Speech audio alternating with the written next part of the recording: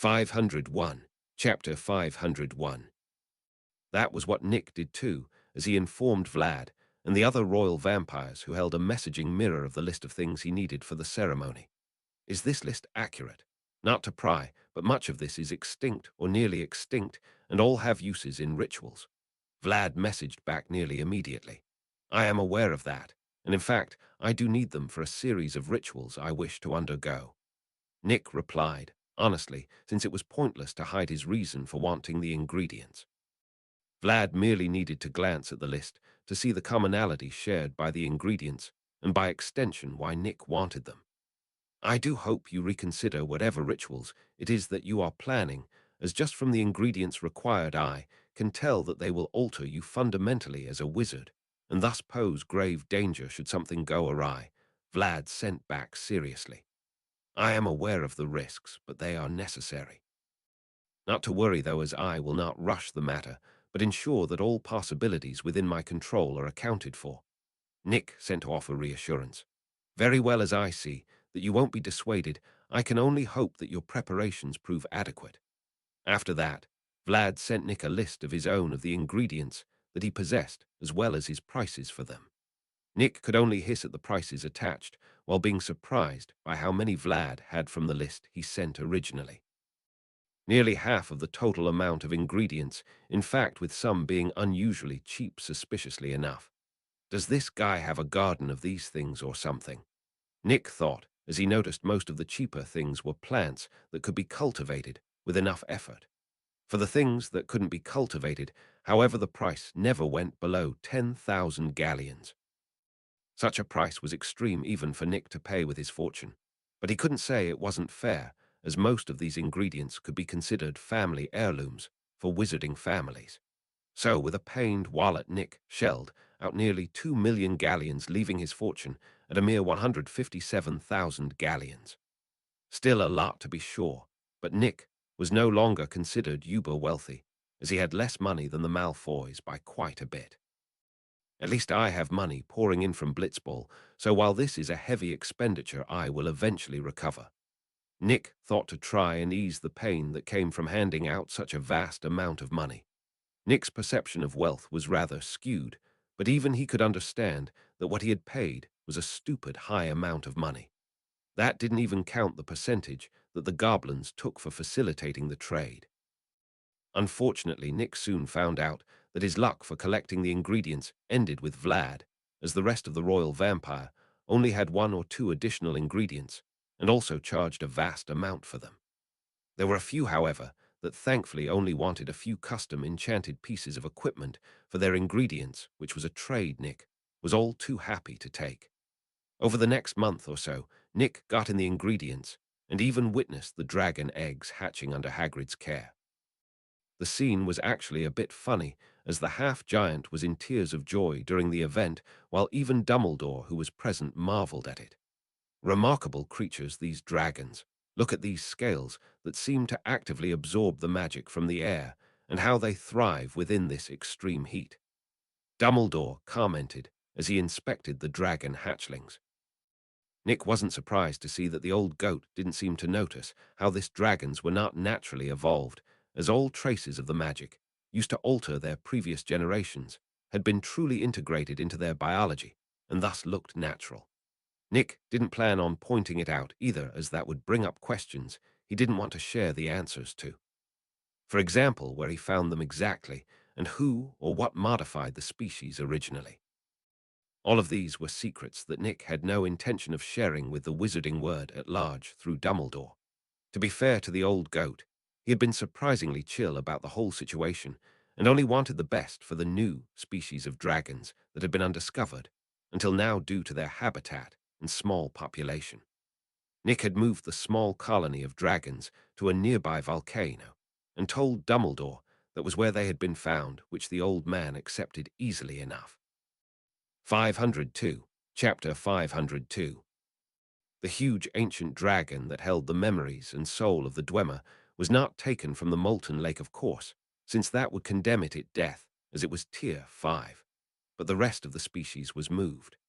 The big dragon didn't even care, as it had been alone for an uncountable amount of years in the molten lake, so not having others of the species there didn't bother it at all. The Easter break came and went before it was finally time for the exams to start up, and things got hectic around the school for most students. Nick wasn't amongst those numbers, as he had long since taken the individualized tests by the professors on the subjects, and passed with perfect marks in everything except herbology, which he had trouble with the practical portion, as per normal for him. The additional classes he took the exams for besides the core classes had a weird air to them, as the professors tried their hardest to have him stumble. Nick knew it was about their pride as teachers that didn't want them to just admit that their classes were useless to him. Besides helping his friends study and dealing with the pain of buying the ingredients for the ritual, Nick focused his whole attention on the Diedrich book, and finally he managed to fully understand it in its entirety. He was finally ready to bind the realm to himself at any point he wished. There were still preparations to be made, however, as Nick needed to collect the rest of the ingredients for the rituals, as well as a few things to feed the realm in order to complete its laws, thus solidifying it as a much weaker version of a true world, rather than the incomplete state it was in at the moment. Hagstones, cloud essence, volcanic crystals, iceberg hearts, life energy, and several other things needed to be accumulated to feed their laws and concepts to the realm to complete it. The most important, however, was a leyline core. Leylines were basically the magical blood vessels of the world, and if Nick wanted his own realm to passively generate magic by itself, he needed to have the law rule added for it to have its own leylines. Thus he required a leyline core that was created by this same law of the world, and was where a leyline originated.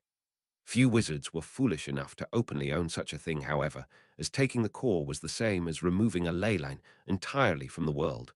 So while it was a very useful thing for a wizard, it was also strictly and heavily taboo. That was why Nick was very secretive when he dove down into the sea far from any other wizards, and then into the seabed below the leyline there. Even as he struggled with the vast amount of magic around him, Nick removed the core and left hurriedly, since a leyline disappearing even in such a far-away area would be spotted immediately. He was correct, too, as on a global scale attention was immediately turned to that leyline once the core was removed, and every ministry anywhere near it mobilized investigators. Nick had taken precautions, however, so even if the matter of someone having taken the core was known, there was no traces of that person remaining on the site of the crime, making it impossible to find him unless he was stupid enough to openly show it off. With the core in hand, though, Nick finally had everything he needed for this summer break, when he would bind the realm to himself. The exams were balmy this year. It was like they somehow made them even harder somehow. Ron complained when Nick was hanging out with his friends after the exams. "Oh, don't be absurd. The exams were the same as they always are. You simply didn't study hard enough," Hermione chastised. "Not everyone can spend all their time studying for the exams like you, Myone," Ron said defensively. "Nick does perfectly fine studying all time." Hermione defended her answer by throwing Nick under the bus. "Afraid I'm with Ron on this one, Hermione. I'm a freak of nature, so not really a great option to choose to back you up," Nick said with a grin. "Speaking of you studying, whatever happened to that weird book you've been obsessed with recently?" Tracy asked curiously. "I finished understanding the contents, so naturally I am no longer reading it," Nick said honestly. "Must have been something strange to take you that long to understand, since I've seen you read an entire book once and never pick it up again," Daphne said, and everyone nodded. 503. Chapter 503. "It doesn't matter, since I doubt there is anyone else who could use the information within it anyways," Nick said with a shrug. "That doesn't make sense, as if only you could use the information, then who wrote the book?" Hermione asked with furrowed brows and clear confusion. "You misunderstand me. Only I can use the information, because as a prerequisite, there are a few innate factors that need to be fulfilled that I honestly can't see anyone else fulfilling. I might be wrong, of course, but I doubt it," Nick clarified honestly. He meant it too, as the very minimum requirements for binding a realm were having Diedrich essence to at least some degree, having a powerful soul, and of course, having a realm to bind in the first place. Having even one of these in this world was difficult, but all three was something only someone with a system like Nick could achieve, as Deidre simply can't survive in this world as it currently is. Nick himself is only partly Daedric in essence, and is still maturing magically, so he is able to skirt this problem for the time being. As for obtaining a realm, it was indeed possible for a wizard to create one with the right information and effort. It wouldn't be as efficient as the method Nick used, but it was very much possible to do. Seems foolish to think no one else can use the information. What if you are wrong? Hermione pressed, not willing to concede. I am wrong, not that it matters anyway. Nick said with a shrug, since he wasn't going to argue with her over it. Nick thought it funny that he tended to keep most information he is close to his chest, but as he grew closer and closer to the pinnacle of power currently in this world, he has gotten much more free about sharing. After all, why should he have to hide it when he overpowers nearly everyone in the world minus perhaps a couple handfuls of people? What was that book about anyways? Harry asked curiously. It was about soul and dimensional magics when it is broken down into its basic parts. Very deep and powerful stuff all in all. Nick said with a proud smile. Where do you even find a book on something like that? Ron asked, dumbfounded. Oh, places. Before any of you ask, no, you can't borrow the book. You wouldn't be able to read it, and I am not teaching you how either.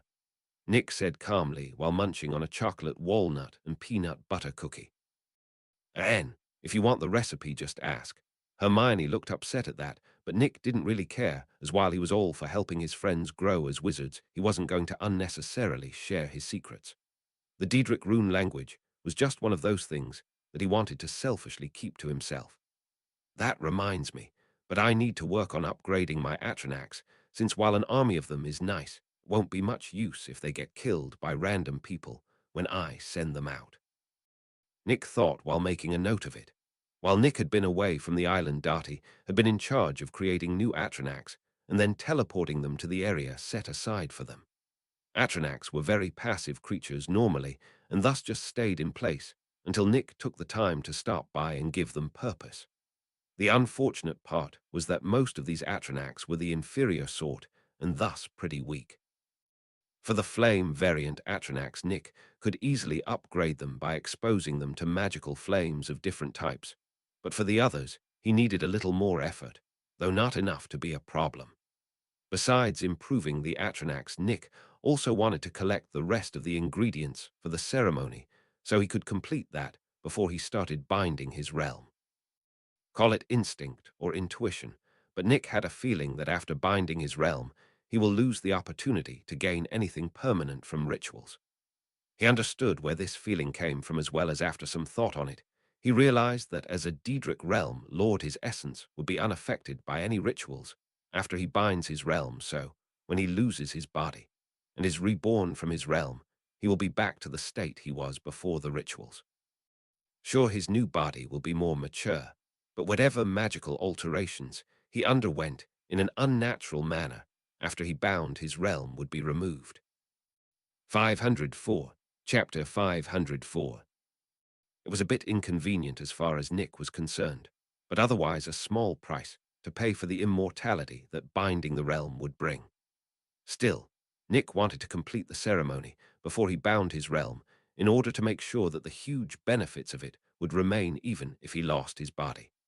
Modifying the ceremony was already done by this point, and after shelling out a good 500,000 points to the system, he also had all the ingredients for the ceremony. With that taken care of, Nick informed everyone that he was going to be out of touch for the next week or so. The ceremony required him to be in a place that had a vast amount of mana, which in this case was the island for Nick. In addition to that, though Nick could not have anything on his person at all, not even his clothes or wand. Considering how hard it was to carve the ritual circles, Nick made sure to carve each of them in the same room at the same time before he removed everything from his body and began the first ritual. Being the sneaky bastard he was, Salazar had created the entire ritual set with Parseltongue commands. Nick, however, had gotten far greater control of his language ability, and thus was able to actively speak the language without aid with a bit of trouble. The first ritual was the primer for the rest and purposefully destabilized one's magical core and circuit network. Doing so was, needless to say, heavily damaging to one's body as the rampant energy started to attack his flesh and blood. This was part of the process, though, and lead into the second ritual that forced that same rampaging mana to be assimilated into each of the cells of one's body. This created a magical conductivity to each cell that made casting magic with one's body easier, as if the flesh and bone had become a wand core in and of themselves. The cells too weak to adapt to this change were rejected from the body violently, which moved into the third ritual. This ritual worked to boost one's vitality by tying it to their mana that healed and strengthened the body as a whole. It also had the benefit of improving one's natural healing ability based on their power. The fourth to seventh rituals were where Salazar warned held the highest chance of problems cropping up. The fourth ritual destroyed one's entire mana circuit system and forced the body to absorb the fragments to be reused in the fifth ritual. The fifth ritual rebuilt the mana circuits from scratch without any obstructions or useless pathways at all, and required the one undergoing the ritual to remain perfectly still. Once the mana circuits were reformed, however, they were flooded with mana to forcefully expand and strengthen them when the same thing was done with the mana core with the sixth and seventh rituals. At the end of this seventh day, Nick felt incredible while also filled with a sense of weakness at the same time. It was an odd sensation, to say the least, but he knew that the suffering he had endured was worth it, as he felt his entire body thrumming with power. Checking the status in the system, he couldn't help but laugh uproariously as he saw that he had entered Tier 4. Even more, Nick knew that any flaw that had been innate to his body was entirely gone after the rituals had effectively rebuilt him from the foundation up. The changes to his anatomy from his prior rituals, as well as the imperfect mana circuit system that was left over from transforming from a human to a celestial elf, was also gone. In its place was a mana circuit system that perfectly suited his race, and he was surprised by the difference. Before, he had assumed his circuits to be impressively high in number, but compared to now it was a joke. Mana flowed beneath his skin and through his flesh and blood almost like a huge, complicated spiderweb. He now understood just how incompatible his old mana circuit system was with his body and felt conflicted. The elves in Celebrimber's world were descendants of beings that were easily considered gods here, with almost no human impurity at all, so the entire race was born with dense mana circuits that made them superior to any other race in magical talent. Add on the influence of the celestial bird, and Nick's new mana circuits were monstrously powerful. In a way, I knew this was going to be the case, but it's hard to accept just how unfair of an advantage this is, Nick thought with a sigh. 505. Chapter 505. It was a problem, however, that Nick was helpless to solve with his new power and mana system. He couldn't suppress his presence anymore. Reaching Tier 4 and gaining, this new mana system had fully integrated his inhuman nature into his mana, and so he simply couldn't hide it anymore. Before, his presence could be hidden because his mana system was still that of a human's despite his race being different in truth. But now he had an inhuman mana system, and thus couldn't hide his nature anymore. Rather, he could hide it, but only by cloaking his entire magical presence.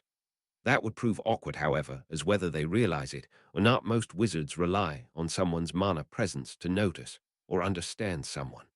By entirely cloaking his mana presence, Nick would cause most wizards to subconsciously ignore his physical presence, while also effectively telling everyone that he was hiding something.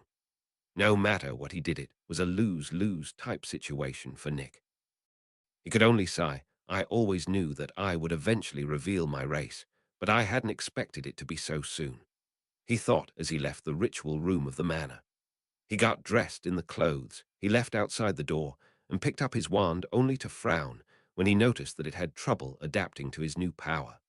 He understood why too, as he had taken a qualitative and quantitative leap forward, and the wand needed time to adjust to his new power. In truth, Nick knew he likely no longer required a wand to perform magic perfectly, but he had gotten used to using one and simply couldn't imagine not having it. "You all right, boss?" Lucas asked, concerned, as he walked into the hallway Nick was in. "Yeah, I'm fine, why?" Nick asked seriously. "Well, it's just you have this whole feel to you that is making it hard to think straight, as all my instincts are screaming at me to run away," Lucas admitted nervously. Nick frowned and withdrew his mana to under his skin, which caused Lucas to sigh in relief. Mana suppression, or a mix of my greater power and elvish presence, he pondered seriously. Now that I think of it, doesn't Dumbledore have a similar effect on those much weaker than him? Like he usually keeps it under wraps, but when he is upset or fighting it slips out and makes others frightful. Nick thought, seemingly figuring it out. It was pretty easy to figure out that the problem came from entering Tier 4, which was a qualitative upgrade from Tier 3 in terms of mana density and amount. It was thus easy to understand how the mana presence of such a being would naturally create a suppressive, felling in those weaker than them. Looks like Luna is going to be upset at me for quite some time, Nick thought with a chuckle. Luna still relied on reading people's mana outside their bodies in order to fully understand them, and so she hated it when Nick retracted his mana into his body. At this point, however, he honestly had no real choice in the matter, as it was either that or causing everyone else to be uncomfortable. With more than a little dread at the inevitable conversation, Nick left the island and appeared in Hogwarts after transforming into his animagus form and flying out of the wards. He, of course, chose to appear in the workshop and disillusion himself before making his way to Dumbledore's office. The old goat didn't seem surprised at all when Nick walked into the office, despite his presence being unrestrained. "It seems you have finally chosen to stop hiding," the old goat said casually, without even looking up from his paperwork. "So you already knew how long?" Nick asked, not truly surprised by the revelation. "Since you caught that strange illness that no one could figure out." In truth, I believed it truly was an illness until I spoke to Nico about it, and he told me what was truly happening. A rather violent rejection your body had to being transformed, wasn't it? Dumbledore said calmly. "Why do you seem to not care that I am not human?" Nick asked, genuinely confused. Wizards have persecuted other magical races for as long as recorded history, so Dumbledore seeming to not care was plain hard to understand. "You are not the first to become something other than human, and you will likely not be the last. In some ways, it is only natural to discard the weakness of being human for a wizard that seeks to master the arcane. The human body is not meant to hold great power. It never was after all. In a one-to-one comparison, a wizard will always have less power than another magical creature. But the difference is that, unlike them, we learned how to do more with less, and thus dominate them. So for a wizard to cast off their human weakness to equal the power levels between them and other magical races while retaining their skill is to be expected unless they were stubborn like myself," Dumbledore explained with a gentle smile. 506, Chapter 506. "Perhaps, but it should be clear that my new race is a bit special," Nick said honestly. Dumbledore nodded. "Indeed. Besides your appearance, it is difficult to think of you as human when every one of my senses say otherwise. I believe the term that best describes you would be otherworldly," he said casually. "If I were to say it was the result of a failed experiment, how likely would that be to work?" Nick asked seriously. "Depends on who you are intending the excuse to work on. The average populace would easily accept it, but those with true knowledge in magic would be skeptical if not disbelieving entirely," Dumbledore said honestly. "So I need a better excuse, or to settle for the vast majority of the wizarding world being fooled, while the truly knowledgeable knowing the truth, huh? Not much of a choice, is it?" Nick asked with a sigh. Dumbledore chuckled.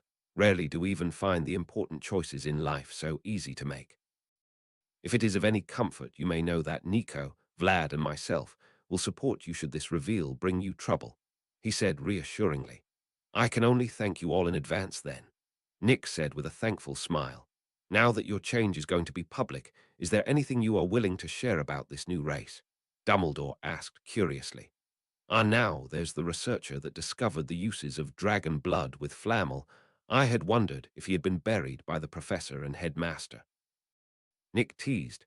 Dumbledore shrugged. "I always knew that I would be sacrificing much of my time when I agreed to teach here at Hogwarts, and that sacrifice grew even larger after taking the position of headmaster, but I don't regret the choice even a little," he said with a nostalgic look, as he was clearly remembering his many years at the school. "Still, it's hard not to wonder just how many things you might have discovered had you not made that choice," Nick said honestly. He knew for a fact that Dumbledore was no slouch academically, But as the old man had said, he sacrificed the vast majority of his time to the school, so had made little progress with research compared to if he could spend the majority of his time on it. It won't do to dwell on that which has already passed too much. Now about your race, Dumbledore said, getting the topic back on track. Not a whole lot different from being human physically speaking, besides having much more sensitive senses and generally better physique innately. The big changes come in the form of the magical side of things, as from what I understand the race, basically, grants a body very suited to magic, including a powerful network of mana circuits that was much more intricate than a human's. The biggest difference, however, is that after reaching physical maturity at the age of 20, I will cease to age at all. Nick explained honestly. There was no reason to lie to the old man, as while he had made questionable decisions in the past, he had always acted with good intentions. Besides that all of this will eventually come to light anyways, so Nick figured he may as well get it all out of the way now. Dumbledore seemed taken back after hearing all these details, but smiled shortly afterwards.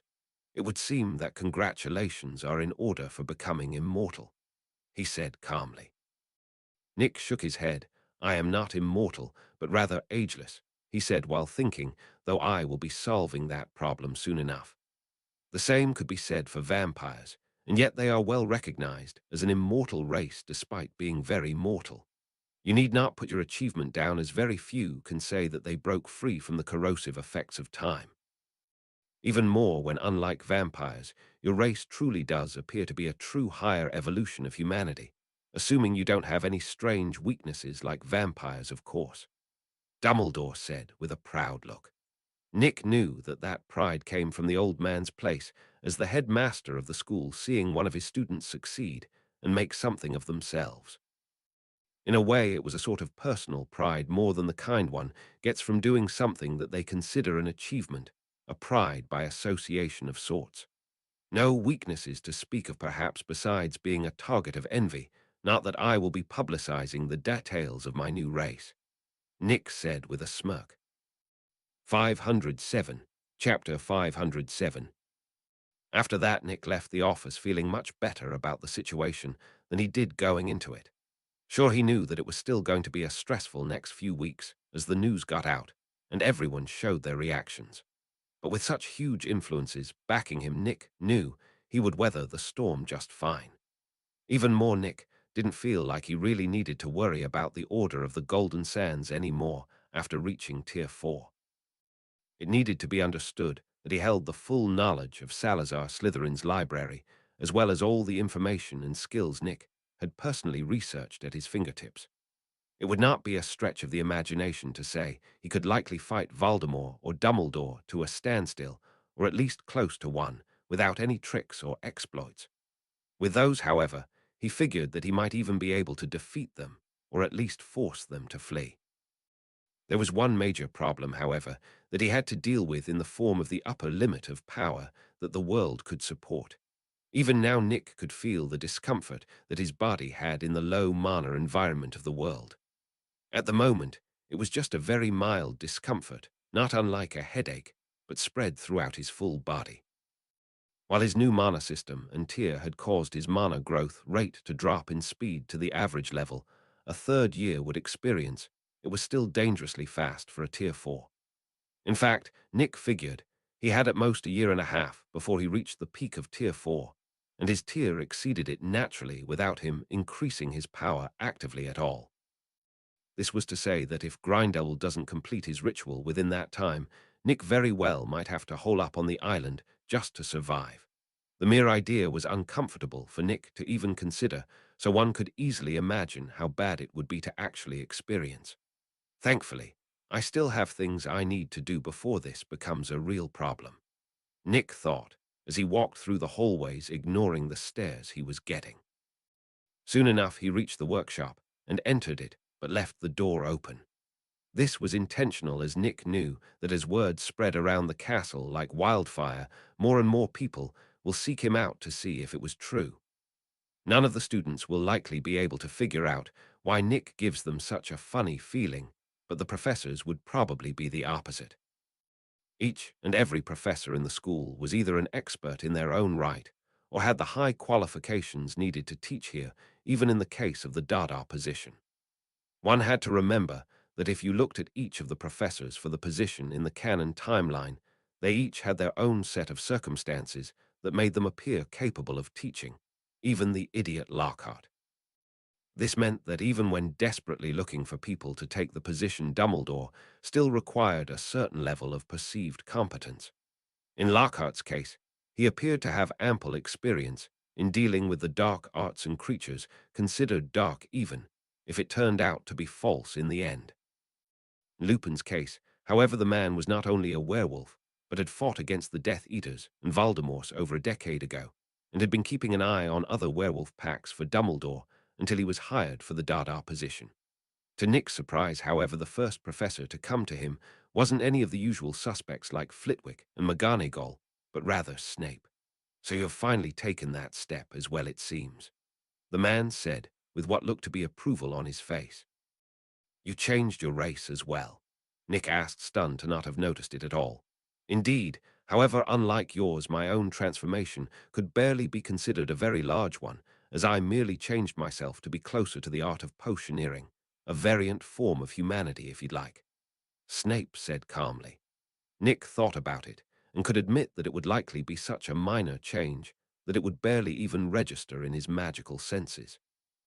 Dumbledore did mention that it was considered a fairly expected thing for wizards of a certain level to change their race, but I hadn't even considered any of the professors to have done so, Nick admitted honestly.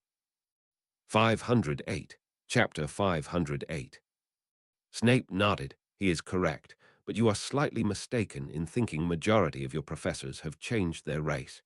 In fact, the exact opposite is true, as only myself and Professor Sprout have done so, while the rest are the same as they were born," the man explained seriously. Nick would be lying if he said that he wasn't surprised by this information. While he can understand a few of the human professors, such as Trelawney and Burbage, refusing to change their race, the others would likely benefit heavily from it. As for the professors that were already inhuman like Flitwick and Hagrid, there was simply no reason why they would need to modify their race. Hagrid also simply couldn't do it to begin with, since besides what he had self-taught himself, his spell work and knowledge on the magical arts was barely at the 4th or 5th year level. Nick couldn't see Hagrid changing his race anyways, since he was perfect at handling magical beasts to begin with.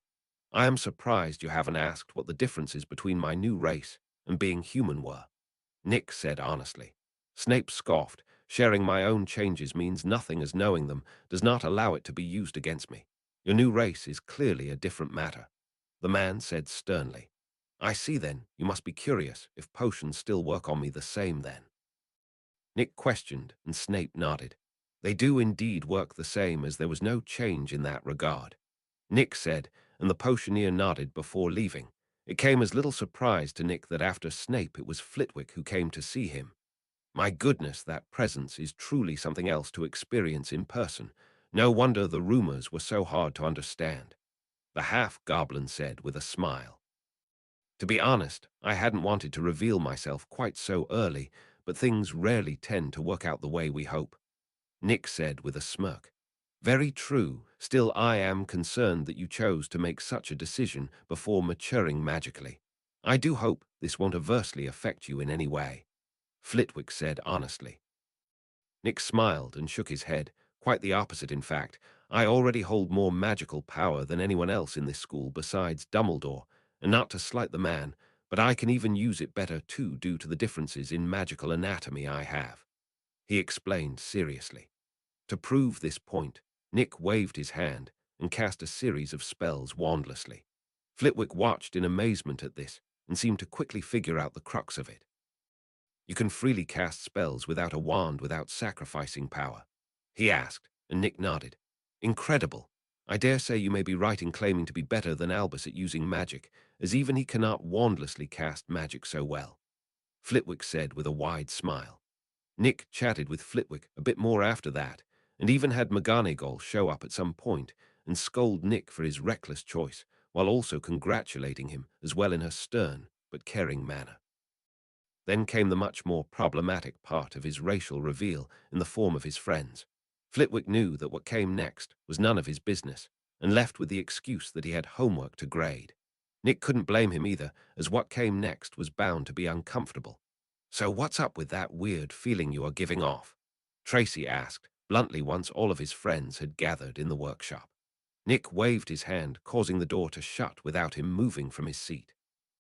"How much do each of you understand about the path to power that wizards follow?" Nick asked seriously. "Isn't it just learning spells and potions and stuff?" Ron asked, confused. Nick chuckled. "While that is indeed a good part of it, I'm afraid that it is not quite so simple. See, there is in fact a grading system for how powerful a being is, and by extension what they were capable of. Tier 1 beings are the weakest mature magical beings. Freshly graduated average graded Hogwarts students fall into this category. Tier 2 is where most wizards tend to stop at, and as such is also fairly mediocre. Tier 3 is where the truly skilled and talented tend to set a good example would be McGonagall, Snape and Flitwick are at this point. Tier 4, however, is the dividing line between those talented but not fully focused like the professors and the most brilliant of wizards sit. Dumbledore and myself are both at this point, which is why we need to restrain our magic, or else our very presences would create a feeling of suppression to those weaker than us. As for beyond this tier of power, I am not entirely sure," Nick explained seriously. 509. Chapter 509. "Is that why you have your magic hidden away at the moment?" Luna asked curiously, and Nick nodded. He then, for the briefest instant, released his mana and watched as each of them flinched. "Don't misunderstand me. I am not Dumbledore's equal in terms of pure power, just on the same playing field he is," Nick said seriously. "Where do we stand, then?" Daphne asked, with a disbelieving look that told Nick she probably had an idea of the answer. "With the exception of Harry, none of you are even Tier 1, and even in his case, it's due to extraordinary circumstances rather than him being that much better than the rest of you," Nick said honestly. His friends recoiled like they were injured at the statement, and he could understand why too, as he had basically just told them that they were basically ants compared to him. It was a vast gap that was made even harder to accept by his age being about the same as theirs, a point that got brought up by Hermione. "You are the same age as us, though, so how are you so different?" she asked with a frown. "I was always different than all of you, more talented, and more willing to go to questionable lengths for power and knowledge. Did you know I have undergone no less than 10 rituals to improve my power? Would any of you have even been willing to spend millions of galleons for a relatively small boost in power, or even go hunt a creature that might kill you for the same? My drive and willingness to utilize every opportunity that I could for growth is what makes me different." Nick spoke firmly, and without any hesitation, to make it clear that he wasn't even operating on the same mental level as all of them. It was harsh but necessary, as if he didn't make it clear now then, there was a good possibility of them coming to resent him out of envy, or just distancing themselves from him entirely. This was obviously not something he wanted, so he chose to come clean. As expected, each of them looked horrified at the information. "How could you use such dark magic?" Ron asked, seemingly offended by the very idea. "Rituals aren't dark magic, despite what the Ministry tries to say, but I will not deny that they are dangerous in the wrong hands. The basic idea behind rituals is that you give something in exchange for receiving something else. Alchemy works almost exactly the same, but on a slightly different scale than rituals. The reason they are banned, however, isn't because of the ones that use actual dark magic, but rather because of how dangerous they are if done incorrectly. A single mistake, and the results can turn very ugly in an instant. The most common example of this is actually the Animagus ritual. Yes, the same one McGonagall, Sirius, and even Harry's father willingly underwent. A single mistake in that ritual can have devastating and sometimes permanent effects on the wizard themselves. All rituals share that same risk, but in exchange, if they are done correctly, they can give great improvements to one's self. If it helps, none of the rituals I underwent were of the dark variety, just expensive," Nick explained seriously. "How can we believe you? What's to say you aren't lying about this as well?" Ron accused, which stung a bit for Nick, but he understood where the boy was coming from. I have a list of the rituals I underwent to which you are free to ask Dumbledore himself about if my own word isn't good enough. He himself had likely used a few when he was younger and can confirm what I have said. Nick answered honestly. Are you even still human after all those rituals? Daphne asked since as an old pureblood house Greengrass was no stranger to rituals, and so she knew he was probably telling the truth about the ones he used. Which brings us to the next thing that needs to be addressed. Wizards aren't fully human to begin with. What do you mean? Harry asked, confused. Even after all of these revelations, it was still clear to Harry that Nick was still the same as he always was, and he might be many things, but a dark wizard isn't one of them. Wizards are fundamentally different creatures than humans. How else could you explain why, when two wizards have a child, it also almost always has a bit of magical ability as well? Even in the case of those born of two muggles, this fact holds true. Wizards are very similar to humans, but are not in fact human. This fact becomes even more true the more powerful a wizard becomes as they get farther and farther from baseline muggles. Nick said seriously. 510. Chapter 510. So the pureblood theory is correct? Hermione asked with a frown. Nick scoffed. It's based on the truth, but over time it has been perverted into the incorrect assumption that having pure blood automatically made one better than those without. Fact is that talent doesn't work like that at all, and if anything, them inbreeding like they have has only ruined the advantages that their bloodline gave them originally. He explained disdainfully. I knew they were wrong. Ron said triumphantly, but a glare from Nick killed his buzz immediately. If all this is true then, why is it not public knowledge? Daphne asked, confused, since logically something like this should be well known. That would be the ministry's doing actually, as over time it has slowly suppressed this information so that only the really powerful knew the truth. For good reason too, as if you think the attitudes of the pureblood supremacists are bad, now imagine how they would act knowing that they are in fact superior to muggles on an evolutionary scale. Nick said sternly, and his friends all paled at the mental image they got. It'd be a bloodbath, Ron said in horror. Yep, so do keep this information to yourselves. Anyways, back to the original question on my humanity. The answer is a very large nope. As I am right now, I am even higher up on the evolutionary ladder than even wizards after changing my race to a better one. According to Dumbledore, it is actually something many powerful witches and wizards do as well. Another very well kept secret, that bit of information. Nick said casually. What? There was a group exclamation at that information, which Nick found amusing even if expected. It was why he said it like that after all. Nick feigned confusion is something I said unclear. I'll explain it if you point out which part it is. He said reassuringly. All of it. What do you mean you are even higher up? How common is it to change race? Why is all this information kept secret? So many questions. Tracy shut off, and the others were clearly right there with her. Nick nodded along with a smirk. All good questions, that the answers to which are in order. I am superior to baseline wizards. Hell if I know, and because it would cause problems if it was well known. He said, still smirking. What do you mean you don't know? Daphne asked in frustration.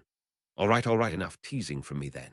The only reason I know about the whole common to change one's race thing is because Dumbledore told me. Fun fact, by the way, Snape and Sprout have also changed their races. Nick said honestly, bet he's a slug person. Ron said with a snicker. Nick shrugged, it's possible, but I have no clue besides that it helps him in making potions somehow. He said casually, my head hurts. Luna complained, and everyone else nodded in agreement. After that, Nick got asked all sorts of questions about the things he told them about, and he answered most of them honestly, though he left out a few details on purpose. For example, he didn't mention his agelessness, and avoided the topic of how one would even go about changing one's race, though Hermione ruined that one with deductive reasoning.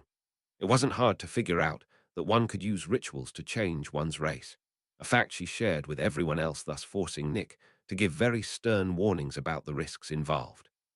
Lupin got the short end of the stick in that particular warning, as Nick used the failed ritual that made werewolves as an example. Still, all things considered, Nick felt good about how that whole conversation went, as once his friends got past the skepticism, things mostly returned to normal. The word mostly was key in this case, as some change was to be expected after such a massive revelation. Nick had also used the excuse that his current state was from a failed experiment which, like Dumbledore said, was enough to satisfy most of the world's curiosity, but was totally ineffective on those powerful enough to know better. Nick found it even stranger that a few days after that point, he received a letter asking for a ceasefire of hostility between him and the Order of the Golden Sands. The part that made him frown, however, was that the letter mentioned him as a Tier 4, which was something only himself, Dumbledore, and those Nick himself told should be aware of.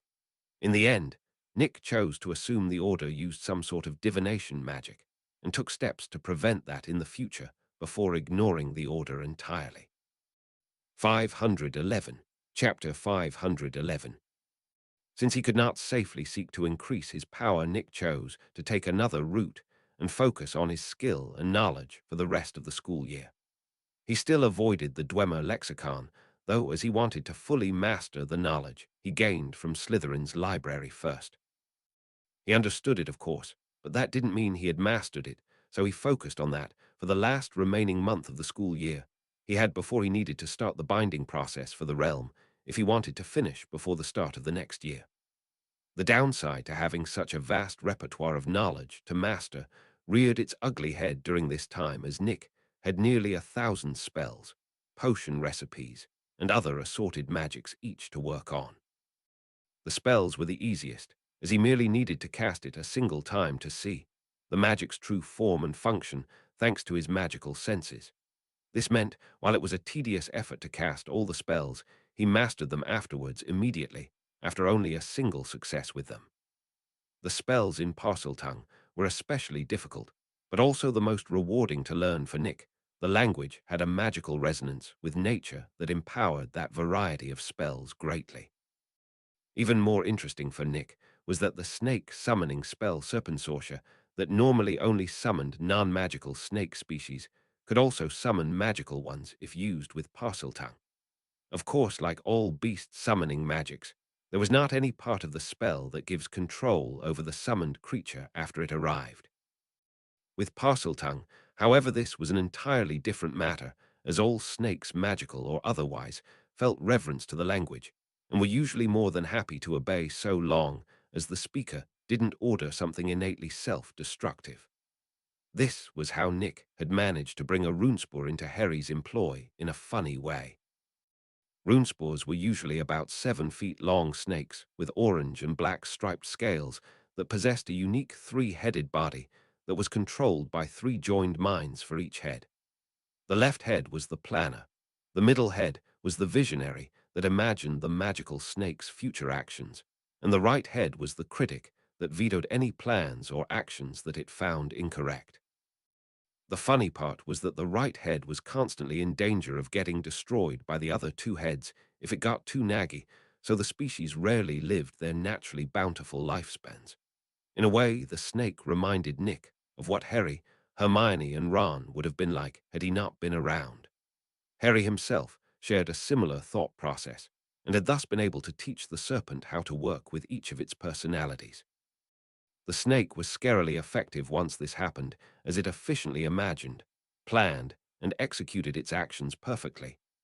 After mastering the spells, Nick split his focus between the potions and meta-magic with the help of Snape and Madame Pomfrey, both of which were more than eager to assist him with his mastery, as it benefited them as well in their chosen fields.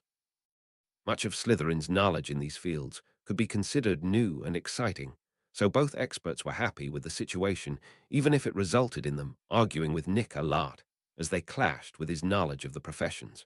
Snape, for example, often debated Nick over the choice of ingredients, the boil time of the potions, and even how wasteful the recipes were.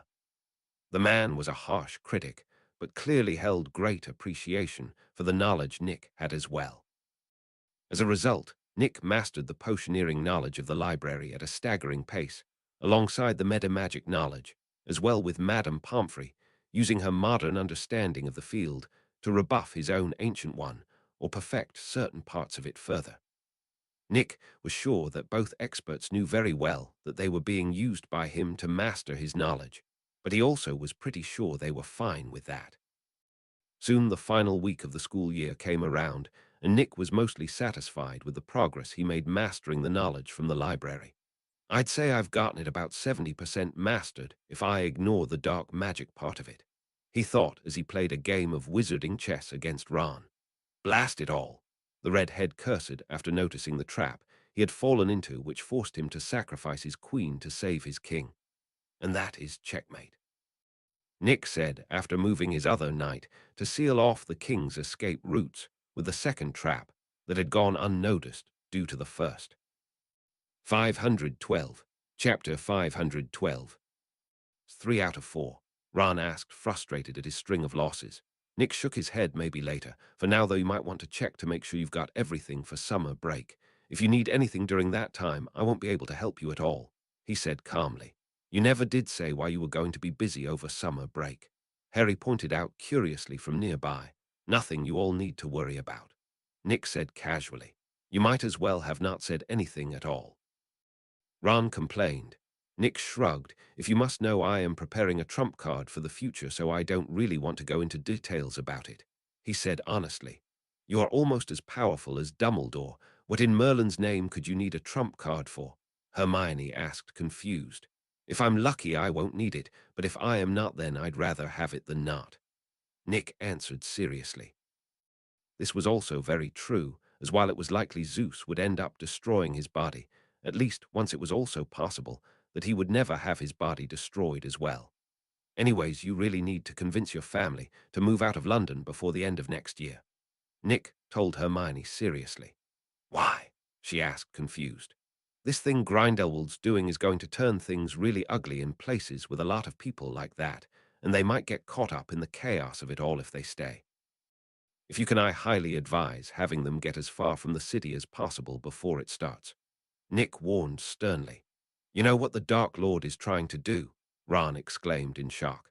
There's no point in hiding it anymore, since from my calculations, he should set off the event sometime towards the end of next year.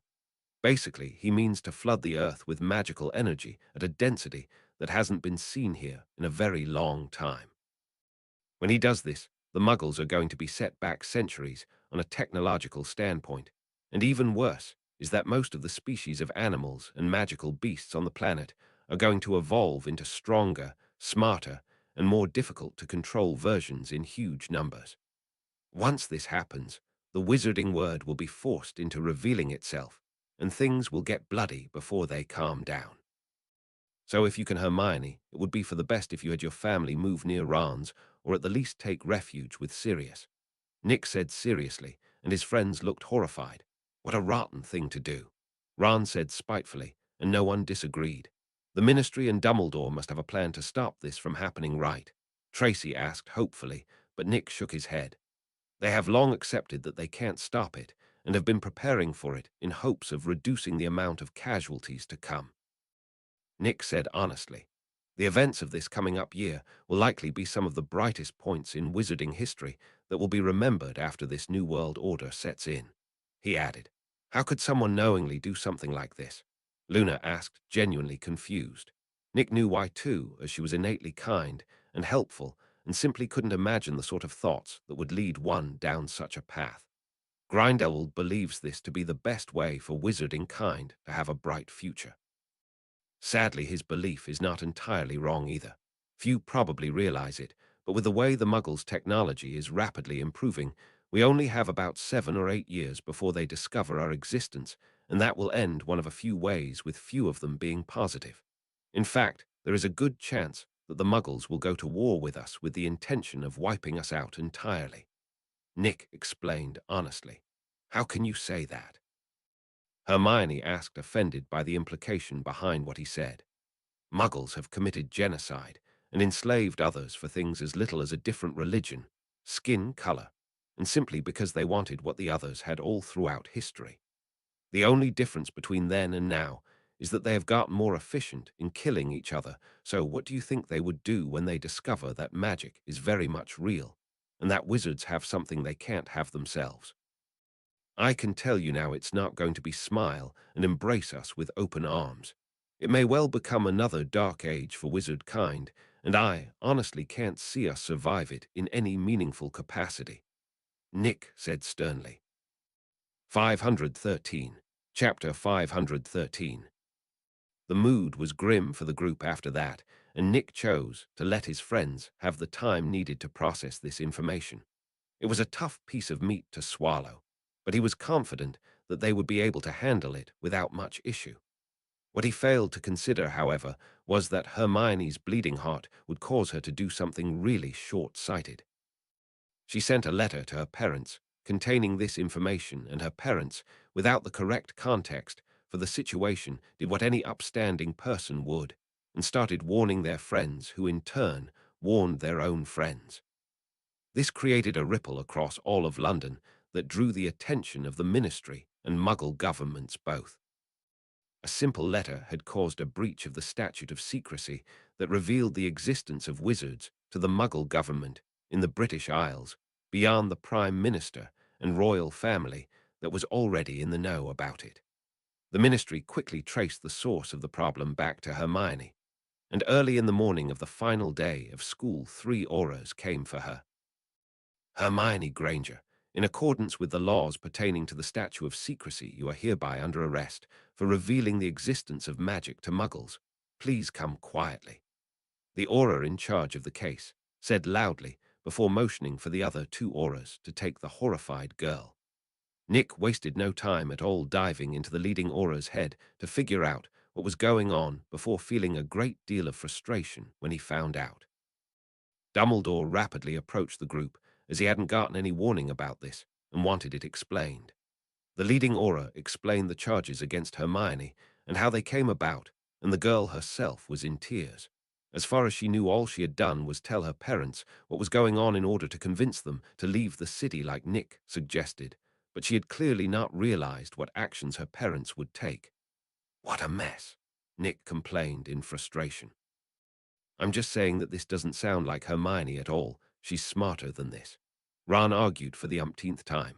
I told all of you what was going on, so you weren't caught off guard, but somehow she took that to mean telling her parents as well, and so here we are. Nick said with a sigh. That's so stupid, though. How was she supposed to understand that warning her parents would lead to this? Tracy asked angrily. The ministry doesn't care about the intent behind the action so much as the outcome. In this case, Hermione has caused a serious problem. A lot of people needed to be obliviated to fix it, so this does not look good for her at all. She won't be going to Azkaban, though, if Dumbledore and I have anything to say about it. Nick said firmly. What can you even do? Politics won't help much at this point, and aren't you rather low on money at the moment? Daphne asked, confused. You'll know soon enough, Nick said before leaving to go find Dumbledore.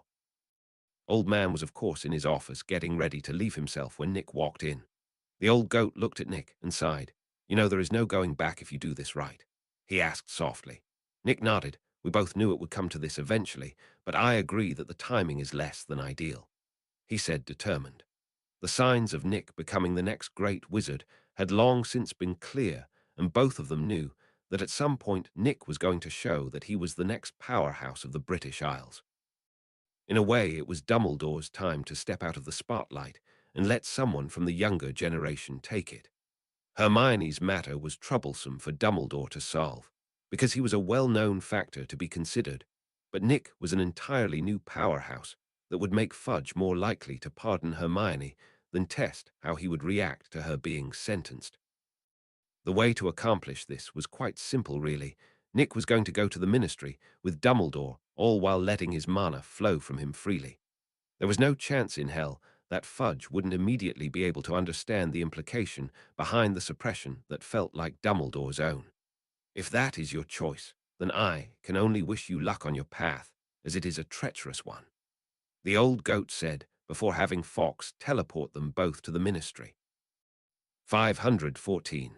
Chapter 514. Pav Fudge. It had been headache after headache once Grindelwald's plan was revealed, as we all scrambled to stop him, and when that failed to preserve life. To top it all off, there was the Azkaban incident that resulted in that monster being created from what was once the inner circle members of the Death Eaters. The new sport that was created by the Ravenclaw boy was perhaps one of the only really big wins for me in the ministry. That and the Triwizard tournament that I had managed to get accepted. That said, however, there was now an entirely new headache-inducing situation for me to deal with thanks to the misguided actions of a Muggle-born girl who somehow knew of Grindelwald's plan and sent a letter with the details on it to her parents. It was easy to understand that what she hoped to accomplish with it, but her parents had tried to warn their friends as well, which resulted in a domino effect that exposed the existence of magic to some government officials in the Muggle government.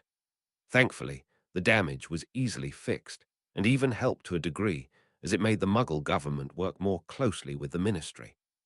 Sadly, the statute of secrecy was still in effect, so the girl needed to be punished for breaking it. Which brought me to the most recent headache that I needed to deal with. Dumbledore was coming to plead the girl's case. Despite being Minister of Magic, I know very well that if the old man wished it, nobody could stop him from taking the girl back from the Auras.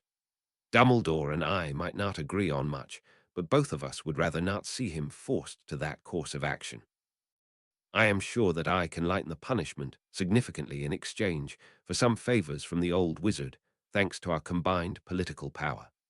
At least that was what I thought until I felt it, the suppression that felt oh so similar to Dumbledore's, but not exactly the same, weaker I suppose. The source of this suppression was a very big problem, however, as it clearly came from the Ravenclaw boy that Dumbledore had brought to the ministry with him. What is the meaning of this, Albus? I feigned anger, but internally I was beyond nervous. The boy was an entirely different sort of creature than Dumbledore, more ruthless and unpredictable for a start. There were quite a few known things that pointed to him being much more of a threat to the ministry than Dumbledore ever was. A big red flag was how well the brat knew the laws of the ministry and seemed to skirt around them on technicalities and biases. Now it turns out that a truly nightmarish scenario had come to life, as that same boy was openly showing his status as an archmage much like Dumbledore, except he just turned 14. The boy was almost guaranteed to surpass Dumbledore and should not be angered if I could help it. A not-so-small problem, however, was that the Muggle-born girl currently in custody was none other than Hermione Granger, who was a very well-known associate of the boy's. We have come to appeal for leniency in the case of Miss Granger on grounds she could not have known her parents would respond in such a way. Dumbledore said seriously, and I could swear I saw a touch of helplessness in his eyes, but I must have been mistaken. While it is a regrettable case, she broke the statute and needs to be punished. I said, acted saddened. What do you want? The boy asked bluntly, with a clear level of irritation visible on his face as his piercing golden eyes stared me down. I beg your pardon. Why, I never, I said, acting offended, until a chill went down my spine as the boy frowned. Don't play games with me, Fudge. What do you want? The boy enunciated each word, and I realized this wasn't a political negotiation, but a forced trade. The boy was making it clear that he was not going to be lead around in this matter and won't take no for an answer. I was tempted to outright reject him in spite, but I had a gut feeling that wouldn't end very well and capitulated. I can't just make the charge go away and need to at least appear as though I punished the girl, and that takes resources. Leverage in all the right places, and frankly speaking, I don't want to expend them myself. I said bluntly, since the boy wants to do this quickly. To my surprise, the boy waved his hand, and a small bottle of golden-colored potion appeared in his hand that he set on my desk. 515. Chapter 515. Normal Pav. Fudge stared at the bottle Nick had placed on the desk in shock. Is that what I think it is? He asked with a greedy expression. Felix Felicis, or liquid luck if you prefer. Brewed by Severus Snape, and given to me in exchange for a considerable sum of potion recipes that no other than I and now he know. I will give this to you in exchange for Hermione's crime being nullified and all records of it being expunged. Nick said calmly. Salazar Slytherin never did anything by halves, and so developed a great many potions with wondrous or even terrible effects. For example, he created a potion that caused fruit trees to produce magical fruit that had random effects based on the tree itself. His proudest accomplishment with this potion was an apple tree that produced apples that had the taste and effects of fine red wine. a tree that he eagerly shared the bounty of to show off whenever he could before a freak bolt of lightning destroyed the tree. Anyways, the point is the man had a lot of potion recipes that Nick could trade to a potioneering zealot like Snape. In truth, Nick got the liquid luck for a steal if one considered the difference in value that the 50 potion recipes he gave Snape had compared to it. Then again, he could understand how Snape might consider the value the same after remembering the rarity of the knowledge itself. Fudge seemed hesitant despite the very valuable offer, as waving away a crime like that was something with a bit of risk to his reputation.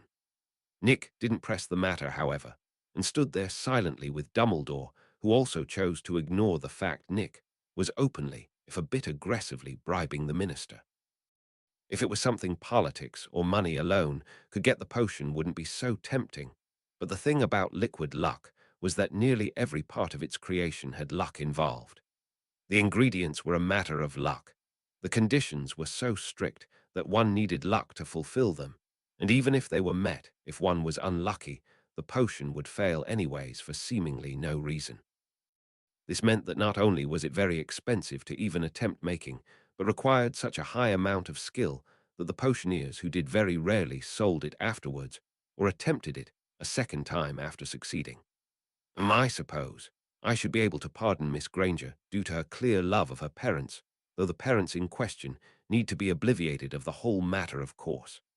Fudge said with a smile as he slowly pocketed the bottle of golden potion.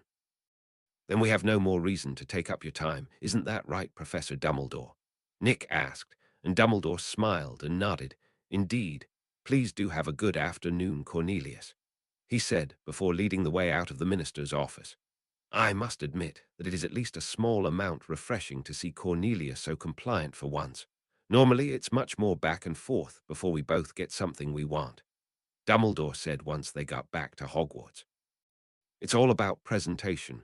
First I acted as though I was threatening him to get him in a fearful state of mind, then hit him with a high-value offer to take advantage of his innate greed to get him to act simply and straightforward, Nick said with a grin. He certainly seemed to dance upon your palm, if nothing else, Dumbledore said with a nod. Nick left Hogwarts after reassuring his friends that Hermione will be fine and went to the island where he set up several protective barriers around himself in a room before entering the realm. It was time. And percent, he started to speak, but it was not words that came out of his mouth, but strange sounds that defied comprehension. With the sound of his voice, wisps of energy wafted out of his soul and body before dissipating into the atmosphere of the realm. This was the first step of binding a realm, essence dispersal. Binding a realm was a bit like poisoning a body one cell at a time, as you first needed to convert a small area of the realm with your essence before slowly expanding that area like a corrupting influence. Once the entire realm is corrupted with your essence, the next step came, true conversion. The second step was all about turning the corrupted parts of the realm into genuine parts and extensions of one's own being, which was obviously not a fast or easy process. Realms innately resist this process, as well much like how a body will try and fight off a disease or poison. 516. Chapter 516. One would think that this would be the full total of what one needed to do in order to bind a realm to oneself, but that was incorrect. There was in fact a final step that was both harder and more dangerous than the first two, true emergence. To simplify, this final step was to combine oneself with the realm entirely by devouring the sort of nascent world soul that realms had that they used to fight back against binders like Nick. With it devoured, it needed to be fused into one's own essence and then put back in the realm. A good way to see it would be that you basically removed the soul of the realm and replaced it with your own, which was obviously a very risky thing. For true Daedra, this wasn't a huge issue, as even if it killed them, they would eventually regenerate from the waters of oblivion. Nick, however, was not a true Daedra, and thus if this process failed, he would die permanently. Of course, none of that was something Nick needed to worry about quite yet, as he was still on the first part of the process. Taking a seat, Nick's soul and body continued to release wisps of energy that dispersed into the surroundings like a drop of ink in a cup of water. This wasn't visible with mere eyes, but if it was, that would be sort of what it would look like. This was also not a quick process, either, as Nick had to straddle the fine line between putting out too much essence energy and not exceeding how fast he regenerates it. While he did this, Nick also could not do anything productive like study or research, as it required nearly his entire focus to do. An entire month and a half Nick sat still in the realm, with his only movements being to eat to keep himself alive and awake. He was very glad that elves don't really need much sleep and can easily go a week or two without any issue, and with the help of energizing potions, he managed to stay awake this entire time. This wasn't to say that he was perfectly fine, however, as he did still need sleep. The lack of it was starting to have negative effects on him, but thankfully, he could get some rest after corrupting the realm fully with his essence energy. Nick wasted no time at all passing out once he completed this first step and slept for a total of a day and a half. During this time, a little bit of his corruption had been removed by the realm, but Nick easily fixed this in a few hours after he woke up. The whole realm shook violently, and even the very space and air vibrated as Nick started the second step of converting the realm into a true extension of himself. Nick himself developed cracks on his skin as blood dripped out of his body and seemed to evaporate into a red mist that spread out around him. This was also normally, as it was Nick's vital energies leaving his body and fusing with the realm around him, and converting it into a part of himself that in turn restored the energy he lost plus some. To one's magical senses, it was almost like a heart beating as the energy left his body got enriched by the realm that got converted before it goes back into his body in a loop of power and weakness. This step took half a month to complete, and Nick rested once again before he paused the process to complete the laws for the realm. The various items he had collected for the purpose were broken down and assimilated into the realm, causing clouds, water, ley lines, magma, and other things found in a true world to start slowly appearing. It was a slow appearance, granted, but an appearance nonetheless. Who?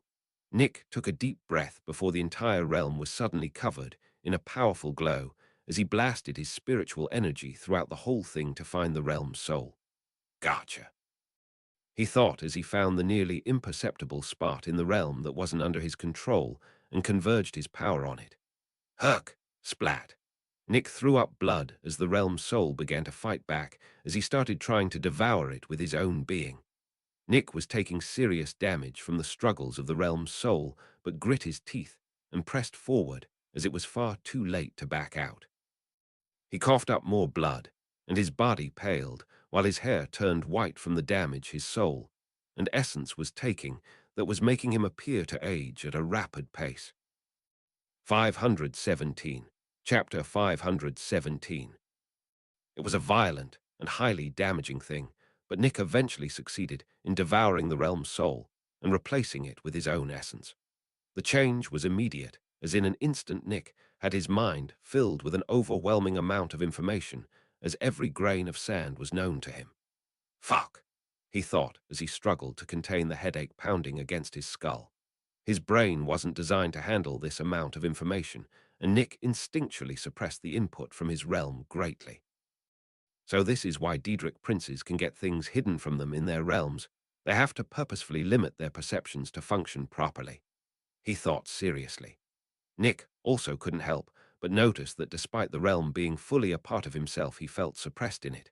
To be more specific, his body felt wrong and constraining to be in for him. It was an odd sensation to literally be uncomfortable in one's own skin, but that was just the way it was for Nick.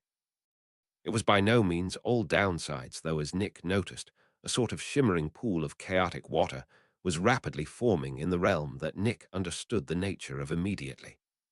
This was the font of existence for the realm that he and any Daedra that were to come about from his now very Daedric realm would be reconstituted from in the event of losing their bodies. Nick himself felt the qualitative shift from flesh to essence-based existence that all Daedra were a part of as his truest self transitioned away from mortality. It was funny, really, as so very many thought that apotheosis was an immediate thing like in the stories, but the truth was that, like most qualitative changes, a lengthy process. There was also a sort of instinctive knowledge that came from being a realm lord that didn't surprise Nick at all. His own power was now tied to his realm intrinsically, so the more powerful he was, the larger his realm, and the reverse was also true, as the larger the realm was, the more power he had. A good example of this was clear immediately, as his realm's size was rapidly growing to match his current level of power. Unfortunately, it took energy to accomplish this growth, so Nick felt very weak until it stopped at nearly triple the previous size. If before the realm was roughly the size of a large village, it was now easily town-sized in terms of surface area. This didn't even include the empty space itself, that was much, much wider, and the sun that was thus even further away as a result. Once the realm and Nick's condition stabilized, he finally left the realm for the first time in a little over 3 months' time. Nick noticed immediately that in the real world he was a day late for Hogwarts and quickly made his way there. Part of the real world during the binding, like Nick had said, Hermione was released from custody shortly, and everything went back to normal as everyone went to their summer accommodations as the year ended. Hermione learned her lesson well and waited until she could be present to try and convince her parents to move out of the city. Needless to say, her parents were horrified to find out what had happened again since the ministry had wiped those memories away. They were also smart enough to know that they shouldn't press their luck and quietly move away from the city without causing a ruckus this time. Thanks to being rather wealthy, it wasn't hard to purchase a small but pleasant house near the borough that, after a bit of renovation thanks to the Weasleys, was perfect for them. Fred and George had also gotten in a whole mess of trouble after Mrs. Weasley found their order lists for the many prank items that they had invented and planned to sell at Hogwarts the next year. The twins were nothing if not tricksters at heart, though, and remedied the situation in secret while making their mother look the other way with their better grades, thanks to the crafting electives they had taken. The sports tournaments were also coming up quickly, and everyone was excited to go to them. Blitzball was a new and very popular sport that the various countries around the world had been training teams for, and had its own tournament alongside the Quidditch one. The World Duo Tournament, the event was called, and the international community had gone nuts in excitement. Record ticket pre-orders and amounts had the teams and people funding them over the moon in happiness, as it was slated to be one of the biggest sporting events in centuries for the wizarding community. 518. Chapter 518.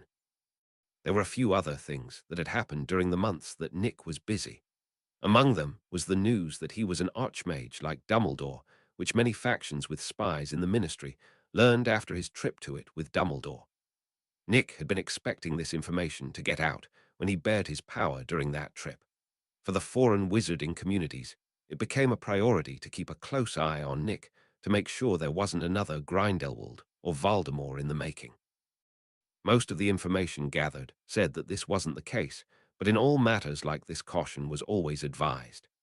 The Order of the Golden Sands was one faction that had been on high alert after getting the news, as Tier 4 wizards were basically walking nukes, and they had offended Nick previously and were worried he'd attack them.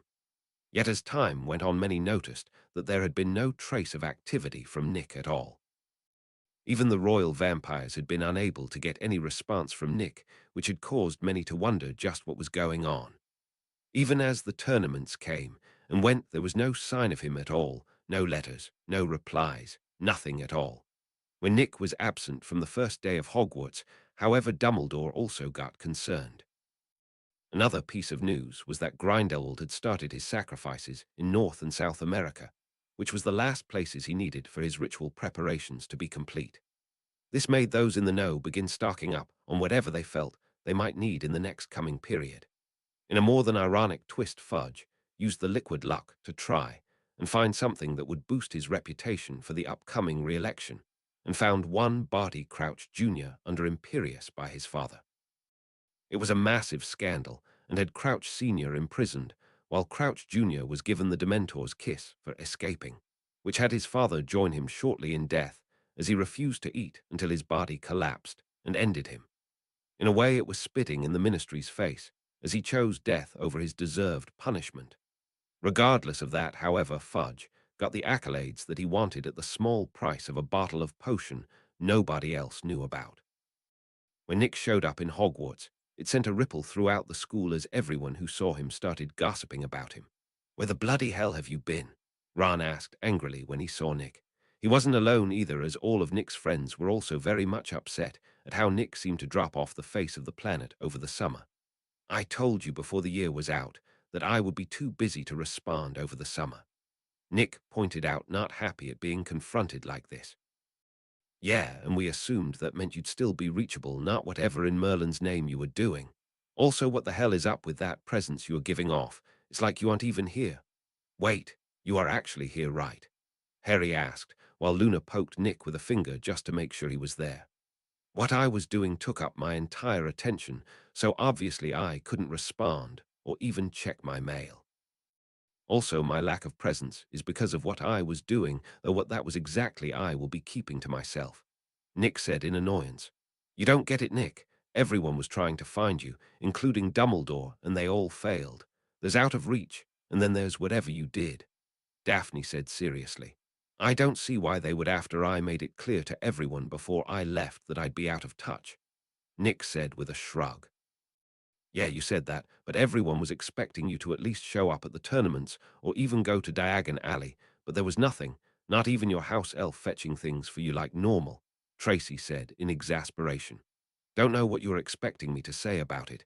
I said I'd be out of touch, and if everyone failed to consider that, well, that's not on me," Nick said, making it clear he was done talking about it. "Why did you miss the first day of school then?"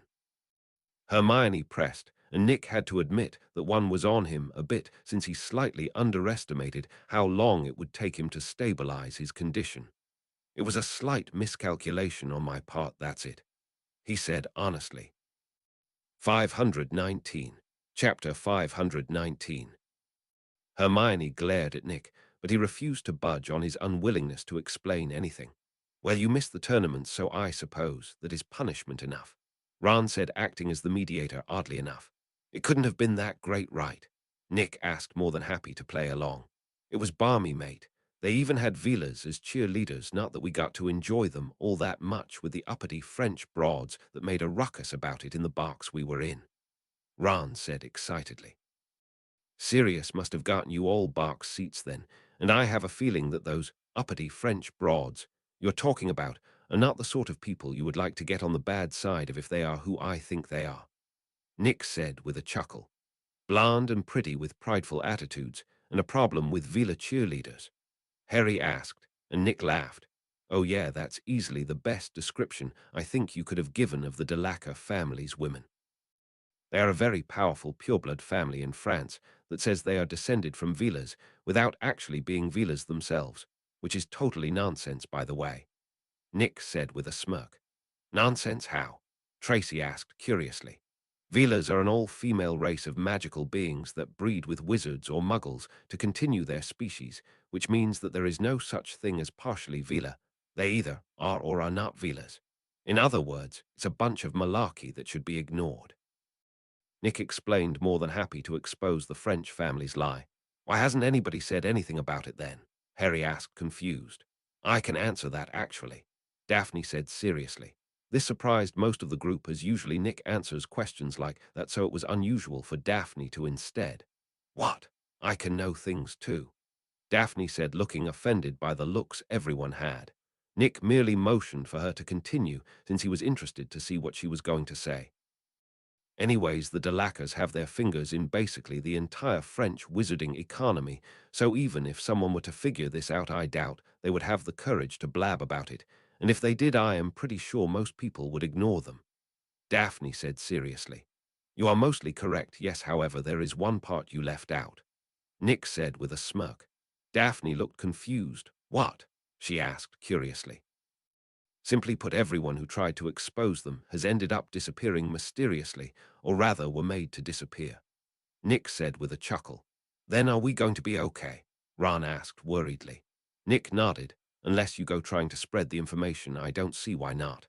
Besides, if they were to try and get rid of any of you, they would end up making me get involved, which I guarantee they don't want happening," he said honestly. "Ah, so the rumors of your return are true. You had us all very concerned, my boy," Dumbledore's voice said from nearby, and Nick looked over at the man. I gave ample warning that I was going to be unavailable over the summer. Not my fault you all chose to ignore it, he said calmly. I do suppose that is true. Still, it is good to see that you are still well if in an unusual state, the old man said with clear confusion on his face.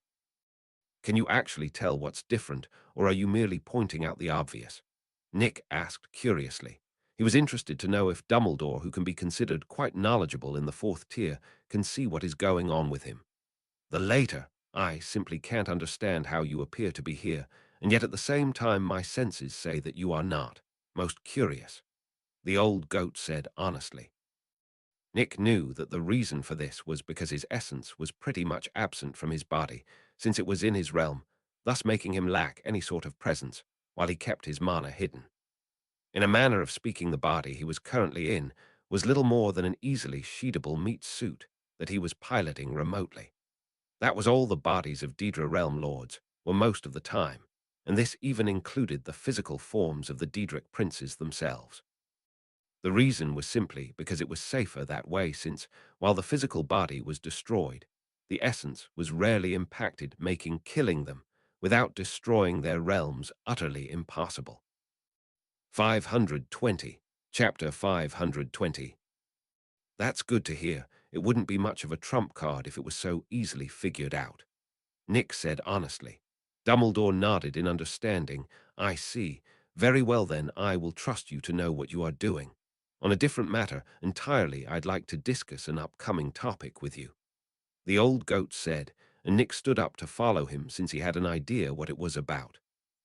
It was funny how every other participating country students were long since aware of the event, but the British students attending Hogwarts were nearly entirely in the dark, until Dumbledore dropped it on them out of nowhere yesterday. Once they got to Dumbledore's office, the man clarified what he wanted to speak to Nick about in regards to the tournament. After much discussion, I managed to secure you the privilege of designing a task of the tournament. You will of course be required to sign a non-disclosure contract that will last until the tournament is over with. I assume that is no problem, Dumbledore revealed with a smile. Nick had to admit that out of everything that he thought the old man might say, that was definitely not something he expected. Not to say he was going to reject the opportunity or anything like that, just that he was caught off guard. That is fine, but I assumed the tasks were already chosen by this point in time, Nick questioned in confusion. The first task is set, yes, but the rest have yet to be, and thus subject to change. I take this to mean that you accept the offer to create a task then, the old goat asked, and Nick nodded. Wonderful, I do so look forward to seeing what you come up with, Dumbledore said with a genuinely eager look. Nick left the office after that in deep thought as to what he was going to do for his task. Before that, though, I should grab my mission rewards, he thought as he pulled up the system menu and accepted his mission rewards.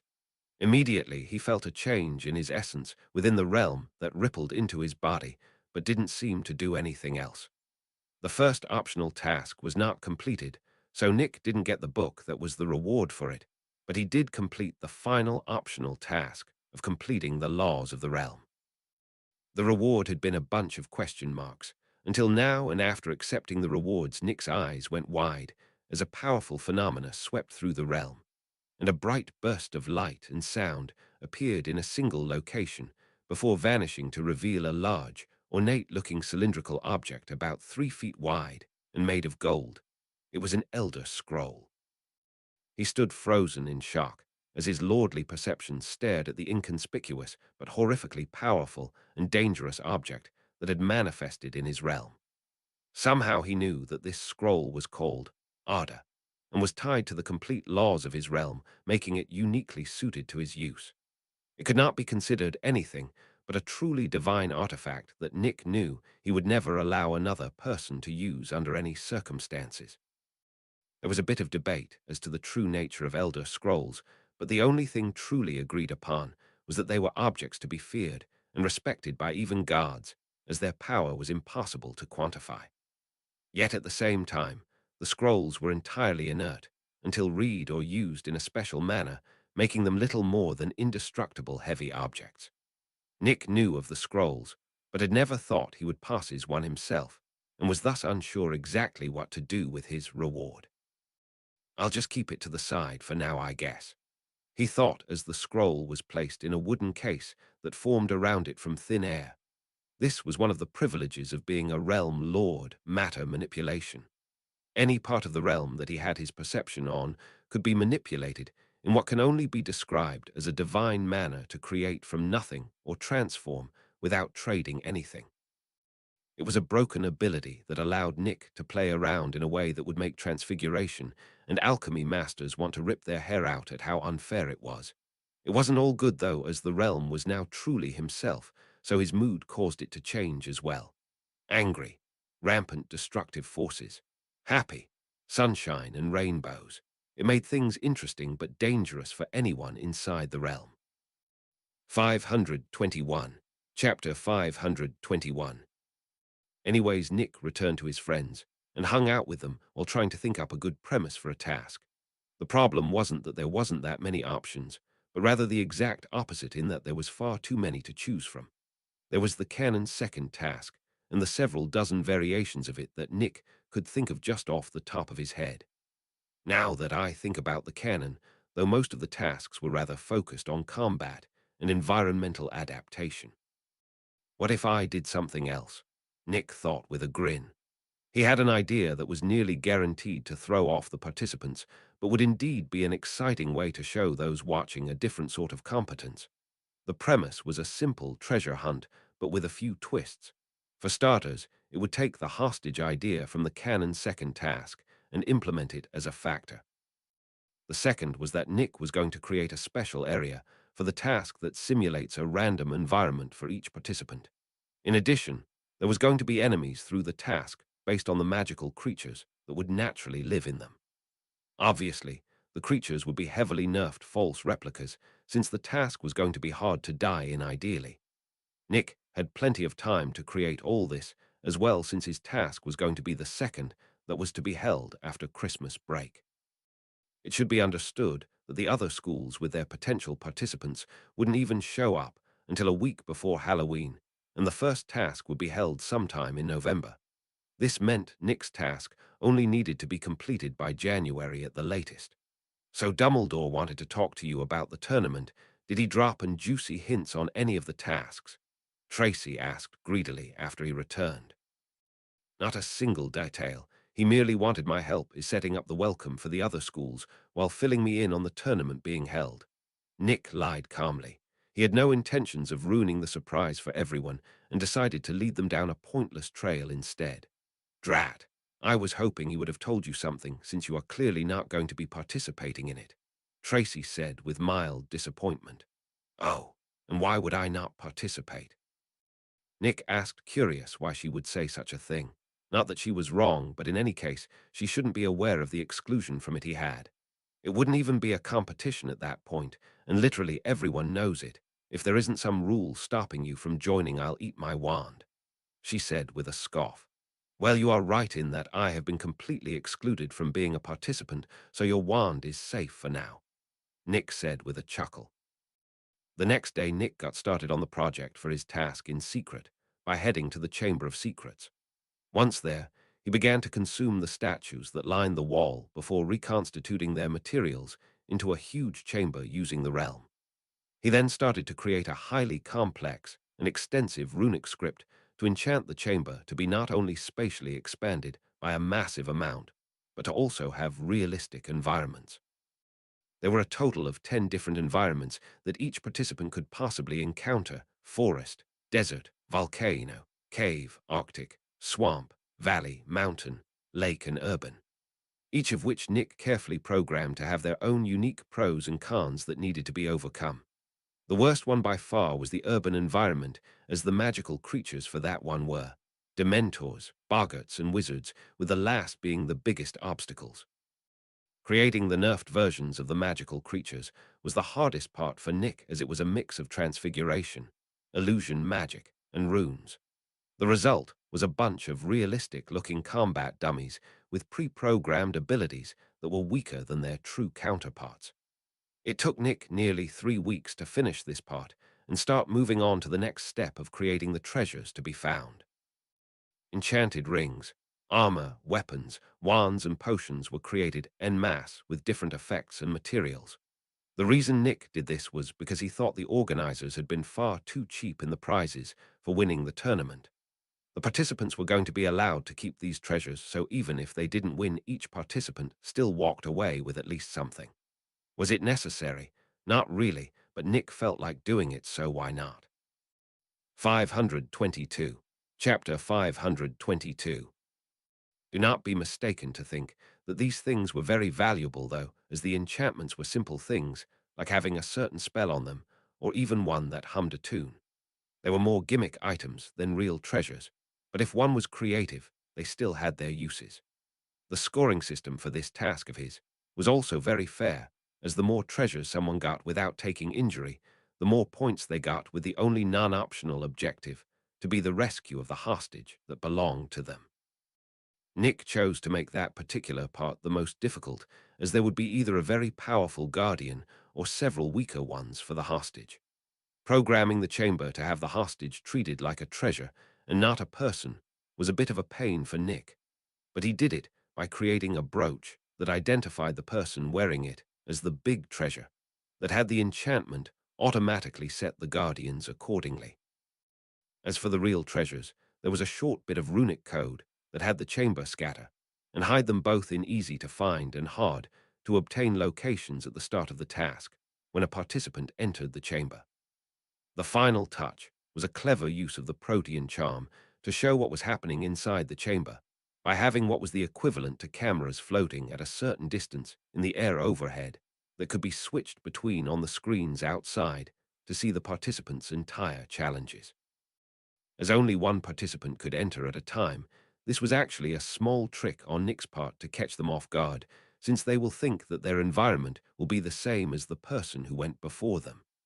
Setting up this task, with all its considerable details and facets, took Nick most of September and nearly half of October.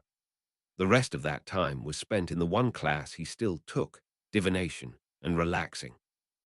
On October 20th, however, he woke up with an entirely different goal in mind, as he knew that Beaubatons and Durmstrang would be arriving on the 30th. Heading into the common room nice and early, Nick waited for two people in particular to show up.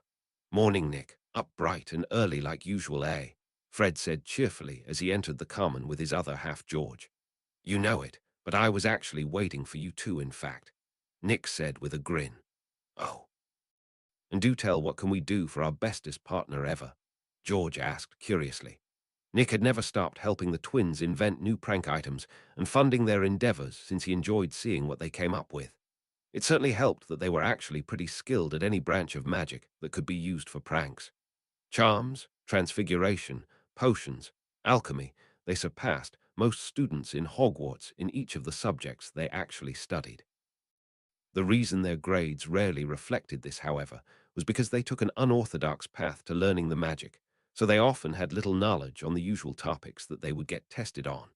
In about 10 days or so, I imagine the other schools will be arriving, and since they will no doubt make a great showing of it, I figured it would be a shame if Hogwarts' reception of them was lackluster now, Nick said with a mischievous grin.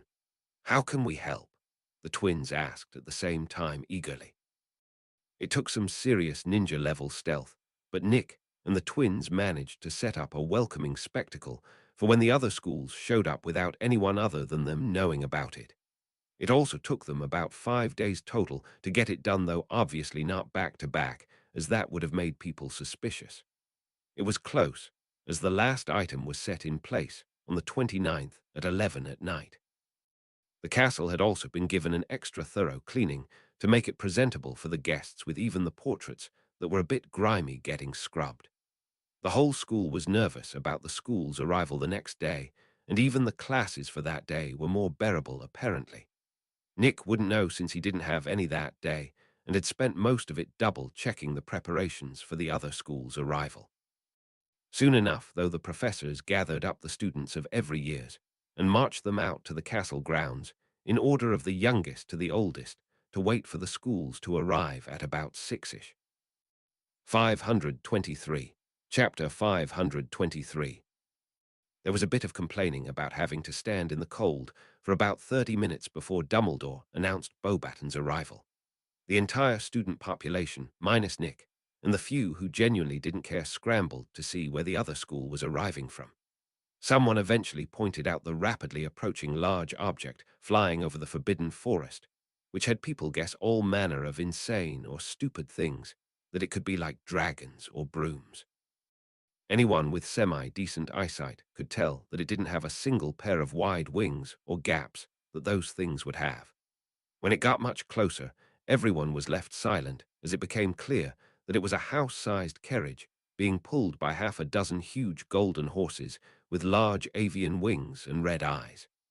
Abraxan horses, which were one of the few species of magical horse that bore the lineage of the extinct Pegasus. They were temperamental and difficult to handle, but easily one of the most beautiful species of magical horse in the world.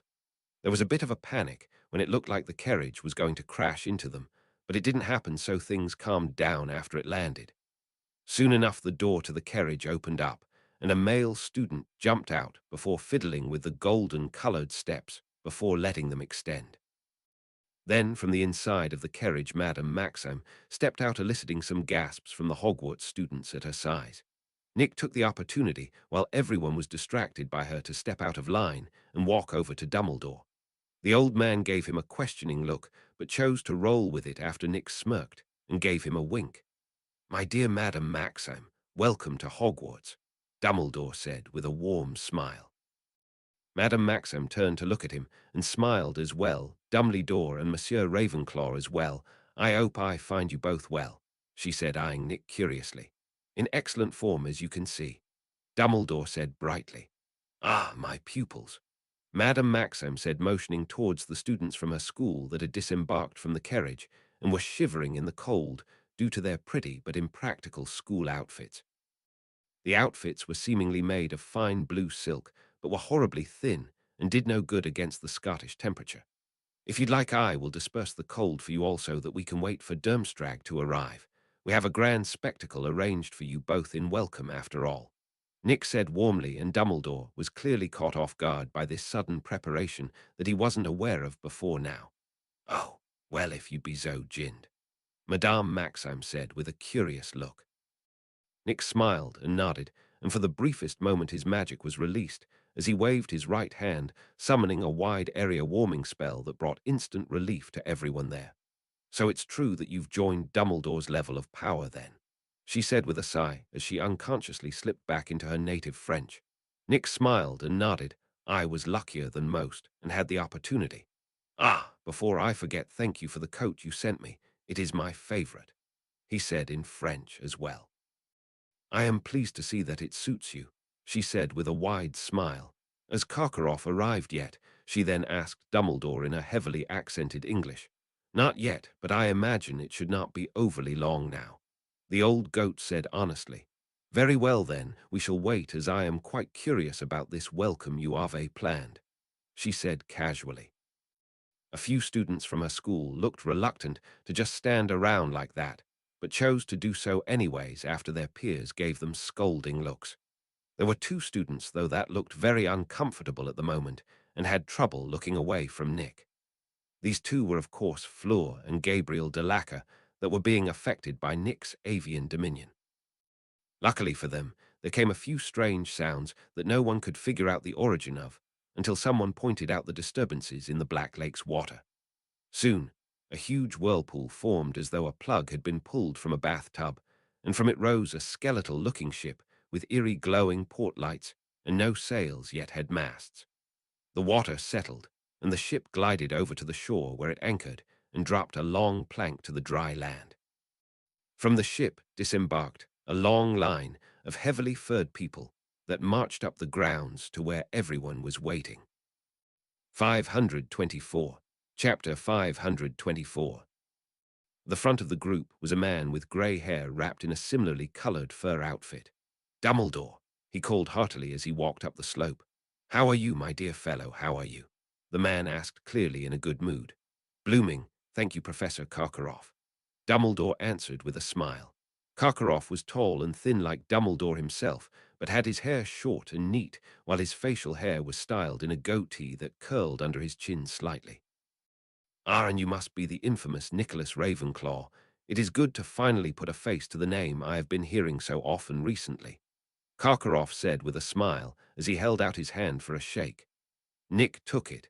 It is a pleasure to make your acquaintance, Mr. Karkaroff. I have always been curious about Durmstrang and the different approach to magic that it holds compared to most of the rest of the world, he said honestly, and Karkaroff looked pleased to hear it. Strag has always believed that while there is indeed a chance for wizards to go bad, that fear of such an outcome was no good reason to deny the curious knowledge, Karkaroff said proudly. Within moderation, yes, Nick asked, and the man nodded, of course. But as much as I'd love nothing more than to chatter away like a squirrel about my school, I really should be getting my student Victor here into the warmth. He has a bit of a head cold, I'm afraid, Karkaroff said, with a regretful expression. I happen to know a bit about meta magic, so I can take a crack at curing him if you'd like, Nick offered, and the man looked surprised. Truly a man of many talents, as promised it seems. By all means, please, Karkaroff said as he stepped aside to reveal Victor Crumb, who indeed looked a bit ill at the moment. Using a diagnostic spell, Nick found that he had a bit of scurvy and a slight bit of inflammation in his sinuses. Waving his hand over Crumb, he cleared up the problems instantly, which showed immediate results as the boy livened up. I thank you, Victor said with a deep but clear voice. A small matter, think nothing of it, Nick said casually. He had a minor case of scurvy beyond the sinus inflammation, so I suggest having your students consume foods with vitamin C over the next couple of days. He said to Karkaroff, who nodded. I will see to it. Thank you for the assistance, he said gratefully. Now that both of the schools are here, I believe we should get the welcome presentation started, Professor Dumbledore, Nick said, and Dumbledore looked amused, but gave the go-ahead. Raising his wand into the air, a pulse of magic flared out from its tip, and loud booms echoed out from each of the high towers of the castle as colorful sparks shot up into the air high above the school. They then exploded since they were fireworks, but unlike normal fireworks, these ones looked the shape of the crests of each of the schools in vivid detail, with them seeming almost alive. The three glowing crests then congealed together before shooting towards Nick, who had at some point taken out 3 silver heater shields. With a blinding flash, the congealed crest fireworks split into 3 parts and slammed onto the faces of the shields. When the light vanished, everyone saw that the previously blank shields now had all 3 of the school's crests on them, with a goblet in the middle of all of them. In recognition of this moment in history, I have a single shield for each school to passes that will forever show our school's bond in this moment in time, Nick said dramatically as he levitated the shields in front of each of the headmasters for them to take. There was a loud applause from everyone as they took them and held them up proudly. Magnifique. A wonderful thing, Dumbledore. Truly a grand welcome, Madame Maxim and Karkaroff said, highly pleased with this welcome. Nick couldn't help but snicker when he saw the helpless look on Dumbledore's face as these thanks, when he realized he couldn't admit that he had no clue this was even going to happen. The old goat just smiled and nodded while choosing to remain silent, which was clearly taken as affirmation that he was behind all of this. Nick didn't doubt for a moment that the old goat was cursing him in his head, if the look he gave Nick was any indication. 525. Chapter 525. After that, everyone filed into the castle, with the Hogwarts students taking their seats in the great hall in their normal house tables. Beauxbatons split their population between the Gryffindor, Ravenclaw, and Hufflepuff tables, while most of Durmstrang students sat at the Slytherin table. The reason it was most, and not all like in canon, was because Crumb had chosen to sit near Nick at the Gryffindor table. Ron was more than happy to see this, as Crumb was a very good seeker who even played for the Bulgarian team professionally. While Ron's fandom for Quidditch had fallen by a good deal after Nick introduced Blitzball, that didn't mean he didn't still enjoy it. Is it true that you are almost as powerful as the Great White Wizard? Crumb asked Nick curiously. If it wasn't absolutely clear at this point, Nick was the reason Crumb had chosen to sit at the Gryffindor table rather than the Slytherin like the rest of his schoolmates. Judging from the approving look Karkaroff had when he entered the great hall, it was obvious that he was perfectly content with this arrangement. It is no need to worry about the tournament, though I will not be participating, Nick said honestly. Crumb nodded in understanding. This is good. Would not be a fair competition if you did. He said seriously. My thoughts exactly, not to say you or the other participants aren't skilled, but I am a bit of a freak of nature. Nick said with a shrug since it didn't bother him at all. Why do you assume that I will be chosen? Crumb asked curiously. Consider it intuition if you'd like. I just have a feeling you'll be the one to represent your school. Nick said with a smirk. I thank you for your confidence in me then. Crumb said with a smile like it was some sort of achievement. I am aware of your exploits in the Quidditch field, but have you by chance tried blitzball yet? And if so, what are your thoughts on the matter? Feel free to speak candidly, as I truly want to know how a professional athlete sees my sport. Nick asked, while casually changing the subject. Before Crumb could answer, however, Dumbledore made his whole welcoming speech from canon before the food arrived. Nick wasn't shy about trying the various foreign dishes that appeared with gusto. He was a big fan of the borscht beetroot soup that was a fine mix of sweet, sour, and savory flavors. A few other people saw him trying each of the foreign dishes and listening to his commentary on them chose to give them a try as well. It was to be expected, however, as Nick was a pretty well-known gourmet in the castle, so things he recommended were usually quite good. Quite a lot of attention was focused on him because of how much food he was consuming, however, as it seemed to be an incredible amount. The funny parts was that Crumb tried to compete with Nick in his ravenous consumption, but fell short ever so slightly. Are you also an athlete? The boy asked in amazement during the meal. In a manner of speaking, Nick said with a shrug as he fed Nazgul a blood sausage.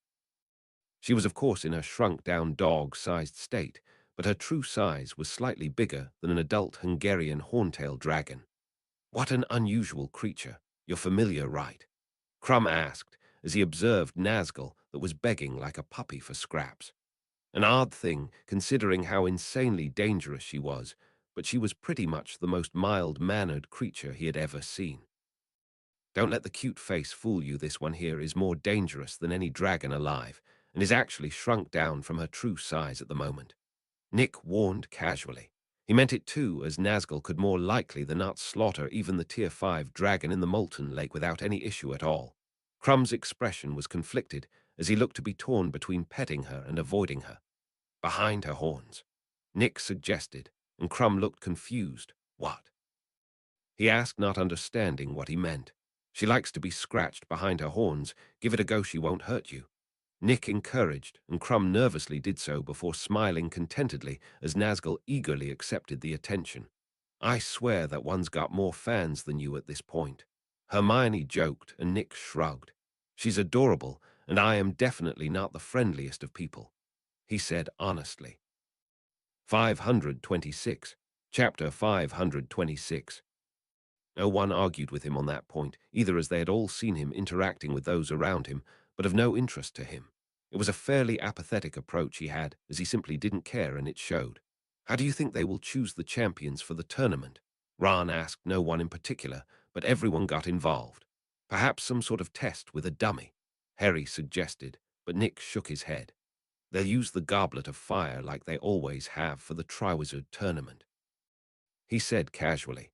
The Goblet of Fire. What's that? Ron asked, and more than a few people nearby leaned in to listen. From what I understand, it is an artifact in the shape of a goblet that appeared to be made of roughly hewn wood that houses a sort of blue flame within it. The goblet was supposedly made by the goblins with an enchantment that allows it to impartially judge the names within it and thus choose the best champion for each school. While I myself will not be participating in the tournament, I am looking forward to seeing if I can crack the goblin's enchantment. Nick explained honestly. Must be a powerful thing to get you interested. Ron said offhandedly. Nick shook his head. The goblet isn't really all that powerful and can even be tricked if one is skilled enough. No, the thing I am interested in is how the goblins manage to keep a fire-based enchantment from destroying a wooden cup for so long. It's a pretty well-known thing that wooden items shouldn't be enchanted with flame enchantments due to the enchantment shortening the lifespan of the object drastically, and yet the goblet is hundreds of years old, he explained eagerly. Of course you would be excited about something like that, Ron said with a roll of his eyes. Unlike in the cannon, Floor didn't approach the table to grab the bouillabaisse, but Nick could easily understand why. She literally couldn't bring herself to do so with him sitting there as her instincts warred with her personality. Soon after that, however, all the food on the table was swapped for desserts, so she missed her chance anyways. Nick helped himself to a variety of pastries and creamery candies as he waited for Dumbledore to bring out the goblet. Once dessert was over with, Dumbledore began to introduce the tournament in the same as in canon, with the key difference that rather than one of the judges being Barty Crouch, it was now Amelia Bones, who was the head of the DMLE, or Department of Magical Law Enforcement. Nick felt she was honestly a far better judge than Crouch anyways, since, as the head of the DMLE, she was a very well-trained fighter, and was also known for being strictly impartial and fair. Basically, she was everything you could ask for in a judge of a tournament like this. With her and Bagman having been introduced, Dumbledore finally had the goblet of fire brought to the middle of the hall on a pedestal. It was covered in an ornate wooden box that was encrusted with various jewels and had an old feel to it. What Nick sensed, however, was much different, as the box actively drew in the mana around it and funneled it into the inside of itself. When it was removed, however, this function stopped, and Nick could finally get a read on the goblet. "Ah, I see, so that's how they did it. How clever," he said with a smile. "What did they do?" Ron asked curiously. "So as I said earlier, fire enchantments damage would they are placed on, ruining them in short order. The way the goblins got around this issue was that they didn't at all.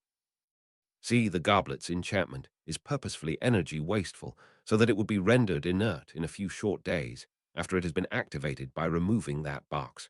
The trick was that the box not only refuels the enchantment, but also fixes the damage the flames did to the wood, so it effectively heals it so that it can last longer, like I said, clever," Nick explained. "That seems like a lot of work for no good reason," Harry said honestly. "Oh, it very much is. However, goblins are prideful little fellows, so without someone like me spoiling the trick, the feat could be passed off as a much greater one than it is," Nick said with a chuckle. "You think anyone else knows about it?" Ron asked, and Nick nodded. "Yes. I imagine this bit of trickery was seen through long ago, but kept mostly hidden out of respect for what the goblet represents, a rare time of cooperation between the 3 European wizarding schools," he said honestly. 527. Chapter 527. Dumbledore then went on to explain the rules for who was and was not allowed to place their names in the goblet. Like agreed upon, Dumbledore had lowered the minimum age to 14 so that Harry had a chance to enter. Other than that, it was surprisingly similar to canon in that nearly every other detail was the same. To the point, in fact, that Nick wondered if it was somehow a fixed point in time, and thus would always happen like this. That was the tricky part about time as a whole. Without being able to grasp a large amount of it, at once recognizing true fixed points was difficult, if not near impossible. Nick was no seer, so he lacked the ability to grasp time in even the most simple manner without stupid amounts of effort. Once the feast was over, the other schools returned to their means of transport that also doubled as their housing while they were here. Nick was planning to leave with his friends to call it a night, but Dumbledore signaled him to stay, so he made an excuse. Soon enough, Nick was alone in the great hall with those in charge of the tournament, which was to say Madame Maxime, Karkaroff, Amelia Bones, Ludo Bagman, and of course Dumbledore.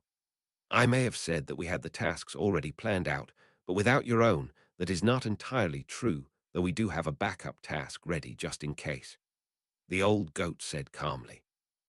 "Not to worry, I already completed my task, and I dare say it will be the best to date," Nick said confidently. "Oh, what is so special about this task of yours?" Amelia Bones asked curiously. She was a brown-haired witch with decent looks and a tired expression from the work she has at the ministry.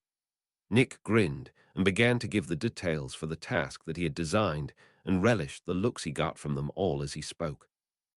Dumbledore's eyes twinkled in interest, and the rest were also eager after hearing the details.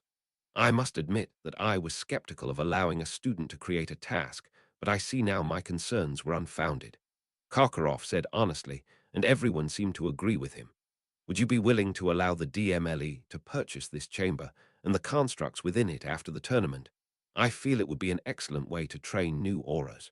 Amelia asked seriously. Nick shook his head. I am afraid not, since I was planning to donate it to Hogwarts to enrich our Dada class with a similar type of experience. If any of you would like a similar chamber, I do take commissions, he said with a grin. I think I can speak for all of us besides Dumbledore when I say we would very much like to have such a thing for our own, Karkaroff said, and Amelia and Madame Maxime both nodded in agreement. Fair warning, it's going to be very expensive, as even for me this is no easy thing to craft. In fact, it took me over 2 weeks just to inscribe the enchantments into the chamber due to how complex it was. In addition, I will need to be personally involved since, as you can imagine, it is rather difficult to move these chambers after they have been set in place. Nick said seriously. How expensive exactly? Bagman asked curiously. Tens of thousands of galleons at the least, and that is with the bare minimum amount of work needed to make each chamber. If you want to be able to adjust the difficulty and realism of the chambers, as well as any other features, the highest I would price a chamber at would be a flat 100,000 galleons should I pull out all of the stops. Nick explained honestly. There was a loud hiss, as all of them minus Dumbledore and Madame Maxime sucked in air in shock. Both of them were also alarmed at the prices listed, but had better control over themselves than the others. Why is it so expensive? Amelia asked seriously. Well, first, I have to mix several different schools of magic just to create the environments that the chambers can possibly have. Keep in mind the 10 I currently have are vague generalizations of the real thing, and as such lack many details the real thing would have. Even still, they are complex and difficult to create with an enchantment, as they are much less if I were to try and create true representations of those environments. Add on to that the difficulty of creating golems that have a certain level of realism based on magical beasts for those environments, and you are already looking at a lot of money to accomplish. 528. Chapter 528. If you wanted me to add an adjustable level of power to these golems, as well as realism, that would cost even more money. Then, of course, there is the other factors you can add on, such as weather, inbuilt scenarios, reactive adaptation from the golems and environment, and a long list of other possible features. And is it any wonder that the price is so high? Nick said without holding back any detail. That all seems rather unnecessary, though, Bagman said seriously. It's a matter of perspective, actually. As for Miss Bones, the more realistic the better, since the training in the chamber would translate to real-world skill better, while for recreational use like you are thinking it is indeed way over the top. Nick pointed out. Beauxbatons would like Varn with no expense spared. Madame Maxime said in a heavily accented English. Nick wasn't surprised, considering she had the Flammels backing her school financially, and thus basically had a near-endless budget so long as she could convince them it was worth it. Nick had no doubt at all that convincing Nicholas Flamel of the value of such a chamber would be an easy matter. Due to Beauxbatons lacking defensive and offensive education, the French school students are especially ill prepared for the world after the mana recovers. During the few years of chaos after it starts, such a chamber will prove a massive boon in ensuring the safety of the students graduating from the school. The guards that would reappear on Earth were not the sort to bother with those inconsequential to them, and thus shouldn't attack the schools unless there was someone there they were after. It was why Nick was planning on applying for early graduation towards the end of this year. He was a big fish in a small pond, and those around him were starting to suffer because of his insistence on staying there. He used any magic, and his mana would briefly suppress those around him, which heavily limited the amount of progress he could make while in the school. Is it possible to upgrade a chamber in increments rather than having to pay so much all at once? Amelia asked seriously. It would cost more over the long run, since it would take more work from me, but yes, that is possible. Nick admitted freely.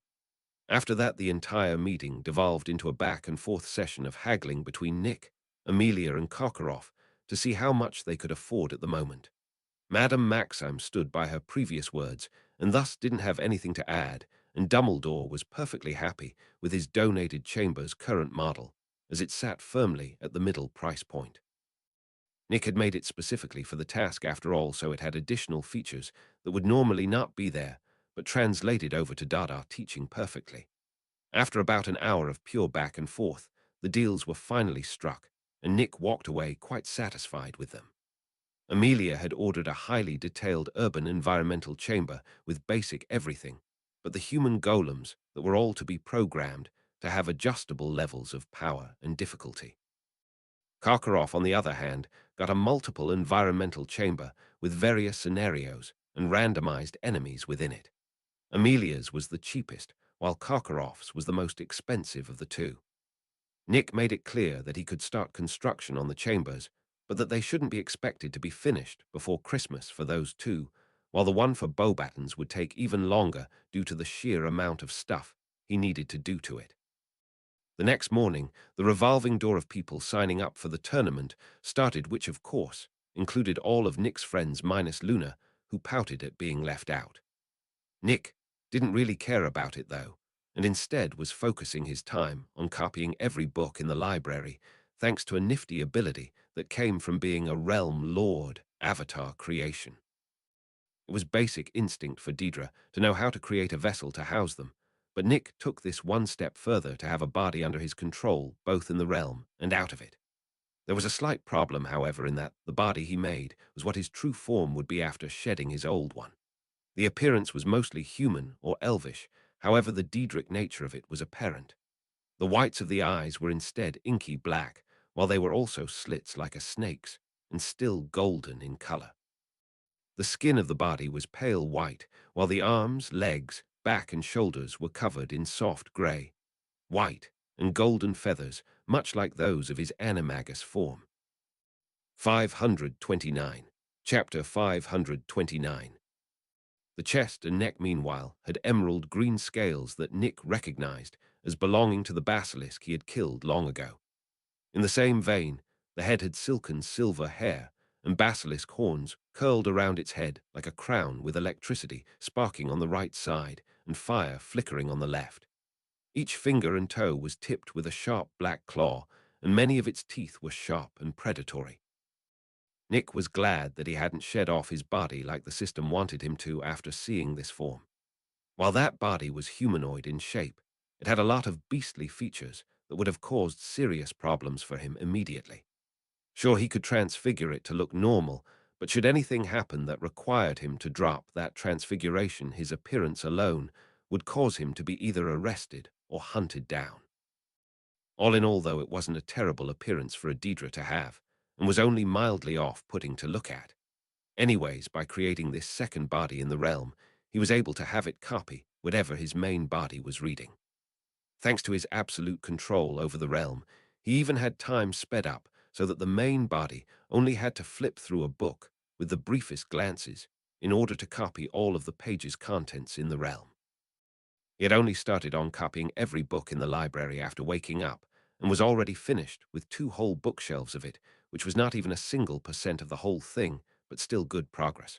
More than a few people had seen him flipping through the books and thought he was trying to show off, but he wasn't even really reading them.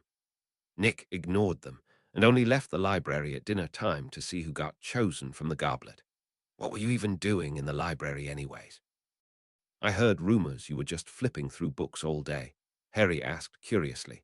I was copying the books 1 page at a time, since this year will likely be my last one here at Hogwarts, Nick said honestly. What? Ron exclaimed loudly, drawing a lot of attention. It's no secret that I don't belong here anymore, not as a student at least. I figured that I would apply for early graduation this year with that in mind, Nick said without hiding it. Can you even do that?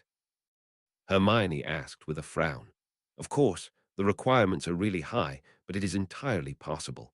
Honestly speaking, I am surprised you weren't aware, though I suppose it is rare enough that it could slip past you without being noticed, Nick said with a shrug. How high are these requirements anyways? I would love to graduate early, Ron asked, interested. First, no, you wouldn't, since it would mean needing to find a way to support yourself, and second, so high that no one has done it in over 60 years. Need nearly perfect scores in all core classes and at least 4 electives just to even request it. Then you need to show that you are able to support yourself after you enter the world, and then you need Dumbledore to sign off agreeing that he believes you worthy of it. So to say it was next to impossible would not be an understatement for anyone other than me. Nick explained seriously. How in Merlin's name do they expect anyone to be able to do all that? Lee Jordan asked from nearby. Simple, really, they don't. I am an anomaly, something that breaks all sorts of rules that would normally apply. In other words, I qualify for early graduation due to being the exception rather than the rule. Nick said honestly. Rather unfair to the regular folks like the rest of us, isn't? Seamus asked with a frown. Nick shook his head. Not really. It's to keep things working smoothly outside of this school. If the requirements were low enough that the regular top-of-the-class students could pass, it would jam up the workings of the world outside. One or two young people with ambitions, but no idea how things actually work outside this school, would be fine if it only happened every decade or so. But if it happened nearly every year, it would be nothing short of disastrous. The fact of the matter is that the full 7 years here at Hogwarts do, in fact, make you all ready for dealing with the real world, so long as you aren't muddle-headed anyways. Nick said honestly. It sounded harsh, but that was simply the way it was, and as he said, for good reason. 530. Chapter 530. They continued to chat for a bit while eating about what Nick was going to do after graduating early until the meal was over and Dumbledore drew everyone's attention. Well, the goblet is almost ready to make its decision. I estimate it requires 1 more minute. Now, when the champions' names are called, I would ask them please to come up to the top of the hall. From there, go through the door to the next chamber, he said, pointing out the door in question behind the table. They will receive their first instructions there, he added calmly. He then took out his wand, and with a wide sweep of his arm, extinguished all sources of light, save the goblet itself, that cast a beautiful blue light over the hall. Everyone waited nervously for the moment of truth when the champions would be chosen. The moment the goblet's flame experienced a change, everyone knew that the time had come. The fire grew violent and turned red as a tongue of flame shot out to reveal a charred piece of parchment fluttered down to where Dumbledore could grab it. The champion for Durmstrang is Victor Krum, he announced loudly. The students from that school cheered at this, and Krum himself looked proud of the achievement. Karkaroff loudly congratulated Krum as the boy walked to the next chamber, and the applause quieted down as the flames turned red again and another piece of charred parchment shot out. The champion for Beauxbatons is Fleur de Lacre, Dumbledore announced, and the great hall exploded in applause as the students of that school, and more than a few of the male students of Hogwarts, cheered for the girl. Fleur had turned to look at Nick as she left, but grit her teeth angrily after seeing him have a bored look. The tension in the air, however, grew when all of the Hogwarts students waited with bated breath for the final champion, the Hogwarts champion, to be announced. It became eerily silent as the flames of the goblet turned red once more, and another piece of parchment was shot out. Dumbledore was just as eager as the rest of the school to find out who had gotten the position. Even Nick waited to see if Harry had managed to take that spot by his own merits, unlike in the canon, where Crouch Jr. had cheated him into the tournament. Nick's lips widened in a grin as he saw Dumbledore's expression look, conflicted for the briefest moment before he read the name. The Hogwarts champion is Harry Potter, he said, and the whole school went crazy, though for different reasons. While most were happy regardless of Harry's house, there were a considerable few that gave Nick confused looks as they had expected him to be the champion instead. Dumbledore clearly saw these confused looks and chose to explain. Some of you may be wondering as to why our own Mr. Ravenclaw was not chosen. The answer, my dear students, is that he knew that his participation would not be in the spirit of this event, and as such chose not to place his name in the Goblet of Fire. He said seriously. Most of the students in the Great Hall looked towards Nick for confirmation and chose to accept that answer after Nick nodded in agreement. The students from the other two schools had bitter looks on their faces, but didn't openly say anything about the matter. They didn't have to, however, for Nick to understand that in some way they felt slighted or scorned, like they weren't worthy of competing with him in his mind. They were right, too. He truly thought that him joining the competition would be nothing less than bullying the weak on his part, so he wouldn't have tried to join it even if he was allowed to. Well, now, we have our 3 champions. I am sure I can count upon all of you to give your champions every ounce of support you can muster. By cheering them on, you will give a very real boost in courage and make them want to give 100% of their effort. Dumbledore said encouragingly before dismissing everyone on grounds of dinner and the choosing being over. This was one change in canon that Nick had long expected after he did away with Voldemort for good, since there was no one plotting in the background to have someone else participate in the tournament for some sort of nefarious plan. There was quite a lot of celebration going on, and while Nick was happy for Harry, he chose not to actively take part in the festivities. He had done his part in allowing this to happen and felt that gloating about an expected outcome was in bad taste. 531. Chapter 531. Next few days, the students of the schools rode the high of the selection, while the champions themselves got lots of attention from the opposite sex that wanted to leech off of their new images. Nick went to divination like normal and focused his time on crafting the chambers that had been pre-ordered as well as copying the books in the library. The funny part was, despite the spells on the books to keep people from copying them using magic, there wasn't actually any rule against actually copying the books. Madame Pince, however, looked far more pissed than normal after she figured out that he was doing it, though. Not that he could blame her, considering that she was the caretaker of the books, and he was basically stealing her library one book at a time. Still, since he was not actually breaking any rules, she could only glare at him as he worked. As Harry had shared, the first task was set for November 24th, which was in roughly 3 weeks, give or take a day or two. The news event and weighing of the wands happened the day after the champions were chosen. It was embarrassing for the champions, as they got Rita as the reporter on the matter, so the interviews were closer to a smear piece than the truth. Nick quite enjoyed the event, as he got to invite Ollivander to his workshop, and even had a nice long conversation on the advances Nick had made in wand crafting. The old man gave his own critics, and had plenty of questions about the processes Nick used and thoughts behind them as he sampled some of Nick's works. He was most interested in the failed but functional elemental salt cord wands. Ollivander showed why he was the best wand maker in the world when he easily figured out a solution to the problem of the salts being too powerful for the wood to handle. It was an obvious solution when Nick thought about it, but could understand that that was why he hadn't to begin with. He tended to try and overcomplicate things when sometimes simplicity was key. In the case of the salt wands, the wood used should come from trees that, while normally not used for wands, would be perfect for the salts to be the core of, due to the wood growing in the elemental mana-rich area for whatever type of salt he used. For example, mountain ash trees or old firs would be more tolerant of frost salts due to growing in areas constantly covered by snow and frost. There was a species of fern in Hawaii that lived on volcanoes that would be perfect for fire salts, but was almost unheard of for being used in wands due to its stubborn nature that refused to make exceptions for those it chose. As thanks for the help, Nick gave Ollivander some elemental salts to use for his own wand crafting experiments. The old man had tried to get the secret to the superior growth rate and efficiency that Nick's wands had, but failed. Daedric runes were a secret Nick kept close to his chest and shared with almost no one, and thus wasn't going to share it with Ollivander.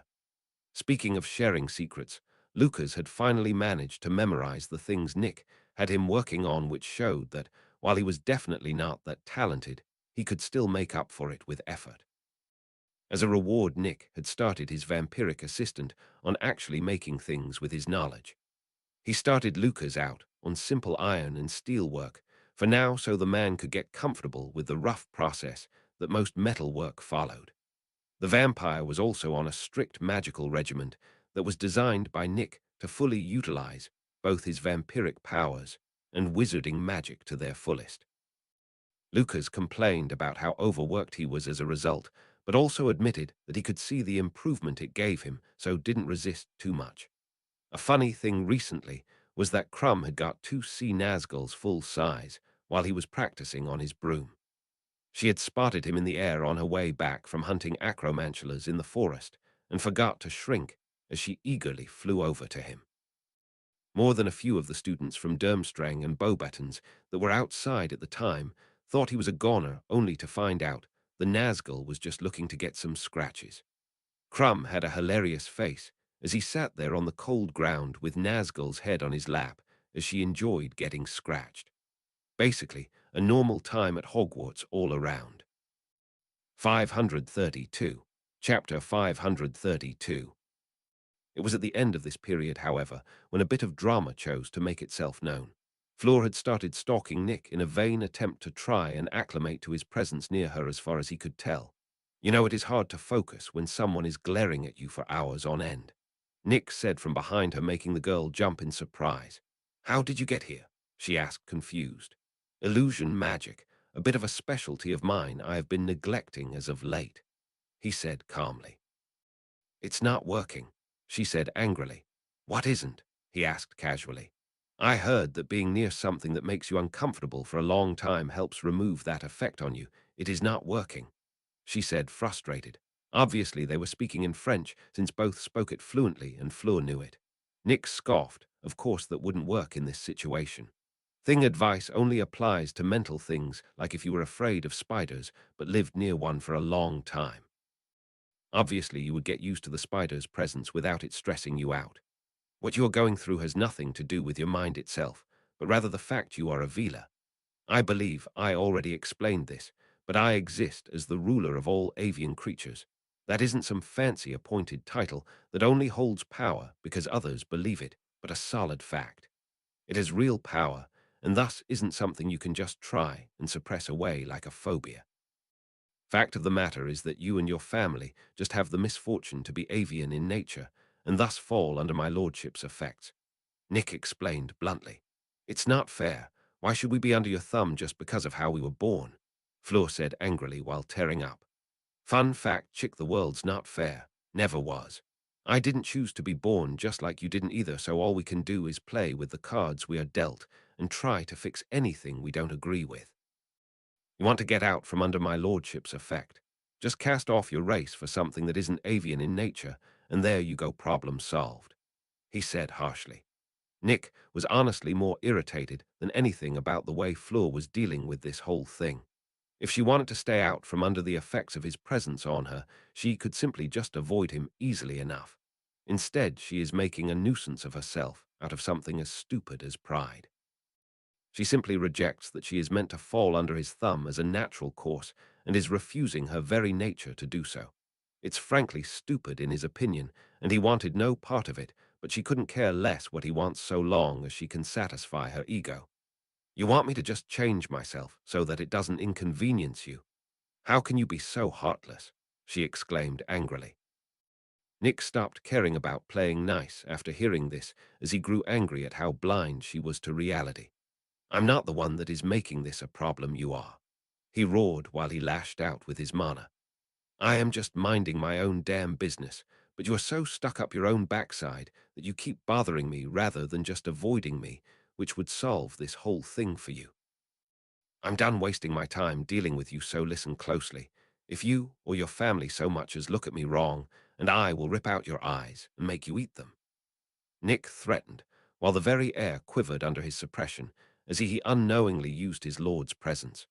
He wouldn't realize it until later, but becoming Diedrich in nature had made him much more innately aggressive, and Fleur was unfortunately the first person to be subjected to it. Deidre were violent beings by nature, and Nick was no different now.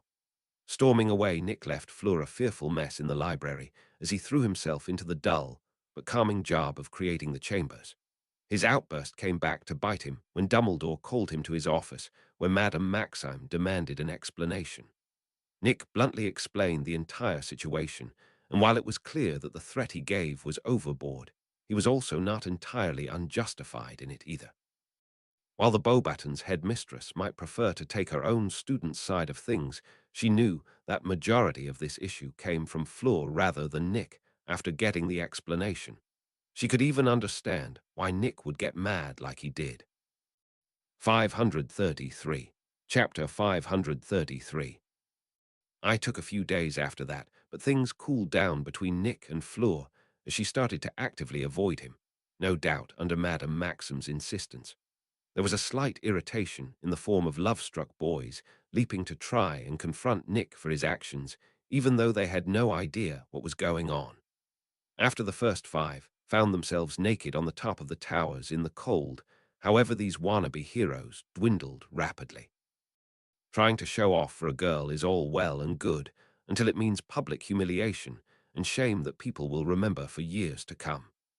Besides his normal work, Nick had been accidentally leaving information about dragons and how to fight them in places Harry might see them. He wasn't sure that Harry got the hints, but he was at least trying to help his friend prepare for what was going to be an undoubtedly stressful endeavor for him.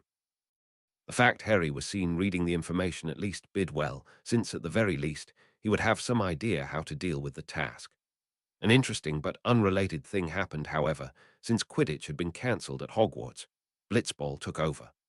Due to the rules that said that matches were agreed on by both teams, unless it is a tournament, the sport was entirely unaffected by the cancellation of Quidditch, making it the only sport available this year. This meant that despite the hype of the tournament, everyone in the castle could unwind with a good sports event while they waited. There had even been a multi-school composed team made that had students from all three schools. Crumb was on it, alongside Ron, and a few other people Nick couldn't bother to remember the names of. The redhead never seemed to waste the chance to brag about how he was on a team with Crumb, much to everyone's annoyance. It got so bad that the twins went out of their way to bully him during a match, even though it had them lose it. It didn't bother Nick, though, since he was busy working on the chambers or copying the library. That was until about 2 days before the task, when Hagrid snuck Harry into the Forbidden Forest to see the objects of the first task, dragons. Specifically, a Chinese fireball, Hungarian horntail, and Swedish shortsnout were brought in for the task, one for each champion. Did you know what the first task was before now? Harry confronted Nick after that. What would give you that assumption? He asked, feigning ignorance. I've been finding notes, books and scrolls on dragons and how to fight them for weeks now, and then I find out that that is the first task. Hard to see it as a coincidence. Harry said seriously. I don't know what to tell you, mate. It could have been anyone who left those things around. Nick said, denying all responsibility. Harry rolled his eyes. I can't help but hope that this mysterious person also knows what the next task is as well, he said in an exaggerated way. Nick nodded sagely. Yes, that would be most fortunate for you, assuming they could tell you in some way, of course, he said offhandedly. By the way, who are you taking to the Yule Ball next month? Nick asked curiously. What Yule Ball? Harry asked, confused. The Yule Ball, as in the one the school wanted you to have a ball outfit for in the shopping list, Nick said, and Harry panicked. I thought that was for one of our classes, he said, horrified.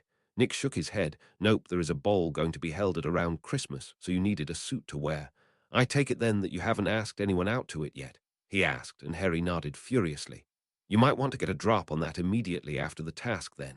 I'm going to ask Luna myself, Nick said casually. Harry looked surprised at this. You fancy Luna of all people? He asked, incredulous. More than I do anyone else in the school, but as you might imagine, that isn't a very high bar to cross. Honestly, I thought about going stag to the ball, but decided that taking a friend instead would be preferable. Nick explained honestly. So you don't fancy Luna then? Harry asked, confused. Not in the manner you are thinking of, no. I'd say I see her more as a strange little sister than anything else. Besides, I would be the last person anyone would want to end up with at the moment, Nick said honestly. 534. Chapter 534. I can't see why not. You are rich, powerful, and the girls in class gossip about your looks all the time. Why wouldn't they be interested? Harry asked, confused. It doesn't matter. You though should really get an early start on asking someone out to the ball. Maybe Ginny. She's had a crush on you for years now after all, Nick said, flipping the topic back to Harry. It was unpleasant, but the truth was that Nick knew that he wouldn't make a good partner. He was too busy all the time, and in own Daedric nature meant that any child conceived would be far from human, and may even be a monster. The only real exception to that would be if his partner was also a Daedra, in which case the children would just be normal Daedra with more power than the rest. Nick very much doubted that any girl who he might be interested in would choose him because of his true nature. That was fine by him, though as he knew that if he reached Diedrich Prince status, then women would practically throw themselves at him despite his nature. It was simply a side effect of being a ruler that came with the territory and was to be expected so long as he wasn't a tyrant. Early on Tuesday, when the first task was set to begin, Nick made his way to the stands to watch the show. The Quidditch pitch had been modified to house the dragons and facilitate the task, but Nick had noticed a surprising lack of protective measures on the stands. Let's hope that someone will stand in if the dragons decide to attack us, or I will, he thought as he took a seat. His friends minus Harry all gathered around him on the stands curious about what the task was. Nick found it strange that besides confronting Nick on his knowledge of the task, Harry hadn't told them what it was. Judging from the terrain that is being simulated, I think the task might involve fighting a troll or some other mountain-dwelling creature, Hermione said seriously. No point keeping it to myself at this point, but you are thinking too low on the danger scale. It's dragons. To be specific, brooding females that have eggs to protect. Nick said calmly. How do you know? Daphne asked curiously. I have been aware of the nature of the first task since it was announced and have been secretly helping Harry preparing for it. Nick said honestly. Everyone nearby looked dumbfounded. So that was where all that dragon stuff kept coming from, Ron exclaimed in realization, and Nick nodded. But why didn't you just say something then if you knew? Tracy asked, confused. I signed an NDA that meant I couldn't talk about any of the tasks until the day of them, and even then never with the champions themselves. Nick explained with a shrug. Wait, tasks as in plural, Hermione pointed out, and Nick only smiled but didn't say anything more. As the designer of one of the tasks, Nick had been brought in on all of them by Dumbledore and the others in charge of the tournament. So he was of course aware of what all the tasks entail, and thus could secretly drop hints for Harry or the other champions, but that was it. Honestly speaking, he knew that he would get some flack for the way he designed his task. After it was revealed, he was behind it, but that was a problem for the future. They tried to pry out information from him, but all he could say was NDA sorry, and leave them hanging. Magical endas were crazy like that, as it prevented you from even trying to spill the beans in exchange for a lighter punishment if you broke it. It was very different from the secrecy contracts that meant death if you tried to share what you knew at any time. Soon, however, the first dragon and its eggs were brought into the makeshift arena, the Swedish short snout. Once it was in place, Ludo Bagman started to excitedly explain the point of this task. Nick had little doubt that the lyrics and function of the golden eggs had been changed to accommodate his task, but the first task was still to get the golden eggs from the brooding dragons. Unlike in the canon, the first up to face the dragon was Crumb, who looked nervous as he entered the field. Swedish short snouts were fairly mild-mannered dragons, even when brooding, so besides growling and puffing out warning breaths of flame at Crumb, it merely hovered over the eggs protectively. Nick couldn't help but frown at what Crumb did to get the egg, as it was foolish against a Swedish short snout. He used the conjunctivitis curse on it. 535. Chapter 535. The reason this was foolish was that due to living in the mountains, the species relied on scent and hearing to determine the location of prey rather than sight. As a result, all the blinding of it did was piss off the dragon that immediately chose to torch Crumb in retaliation. Clearly this result was unexpected, and the boy took some serious burns on his shoulder as he dove out of the way. Crumb gritted his teeth from behind the rock he was taking refuge in and got aggressive with the creative use of the bird's summoning charm, Avies, to summon a flock of pigeons in front of the dragon. This was a good move, as the overload of smell and sound that the spell caused the dragon was enough for him to slip under it and snatch the golden egg before retreating. There was of course the moment that the dragon raged out after discovering the loss of an egg before the handlers put it under again and transported it out of the arena. The next dragon was the Hungarian horntail that definitely was not in the best of moods, as it shot fire at the crowds regularly. As it turned out, there were a group of hit wizards tasked with specifically raising a barrier around the crowd to keep out any attacks towards it. It was an interesting variation of the standard Pratigo charm that needed more than one caster in exchange, for being much stronger. Fleur ended up with this dragon, however, which proved to be a problem for her. She tried to get it with an illusion of rats, but the angry reptile bathed the whole arena in flames, dispersing it and forcing her to take cover. Even worse was that, unlike most brooding dragon, the horntail species had the philosophy of active defense, and thus didn't just remain stationary, but came after Fleur fully intent on killing her. The crowd watched in nervous excitement as the bird woman ran for her life while taking horrible burns and more than a few cuts and scrapes as she snatched the golden egg and ran out the exit. That was the last straw for the angry dragon as it broke its chain and attempted to chase her through the tunnel, with even the spells of the handlers being rendered useless to calm the beast. Nick raised his hand palm forward, and with a clench of his fist adamantium chains were transfigured from the stone ground and bound the dragon in place with its snout shut. Eventually, the handlers managed to get the dragon under control, and Nick released the transfiguration under the awestruck eyes of the crowd. He earned applause for his assistance and a thankful nod from Dumbledore as the task continued after a short break. Harry's dragon was the Chinese fireball, which he was admittedly much better prepared to take on than the other two champions were. It showed, too, as he first used transfiguration to create high walls of stone to block the dragon's senses before he disillusioned himself and snuck up behind it and took the egg smoothly. The walls were also a trick that made the dragon think that he was coming from the front when he was in fact coming from behind it. With that performance done, the first task was over, and it was time for the champions to get their scores.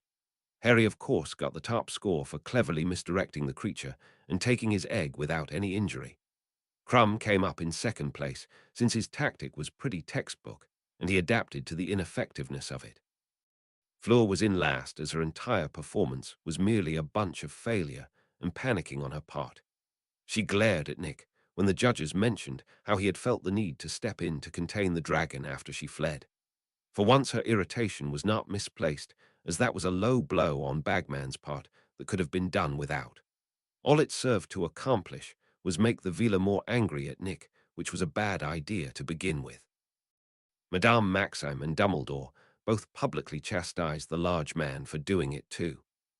The funny part was that the man was likely only doing it to try and hype the tournament more for the papers, but probably didn't realize that Rita, who was in charge of reporting on it, refused to write about Nick.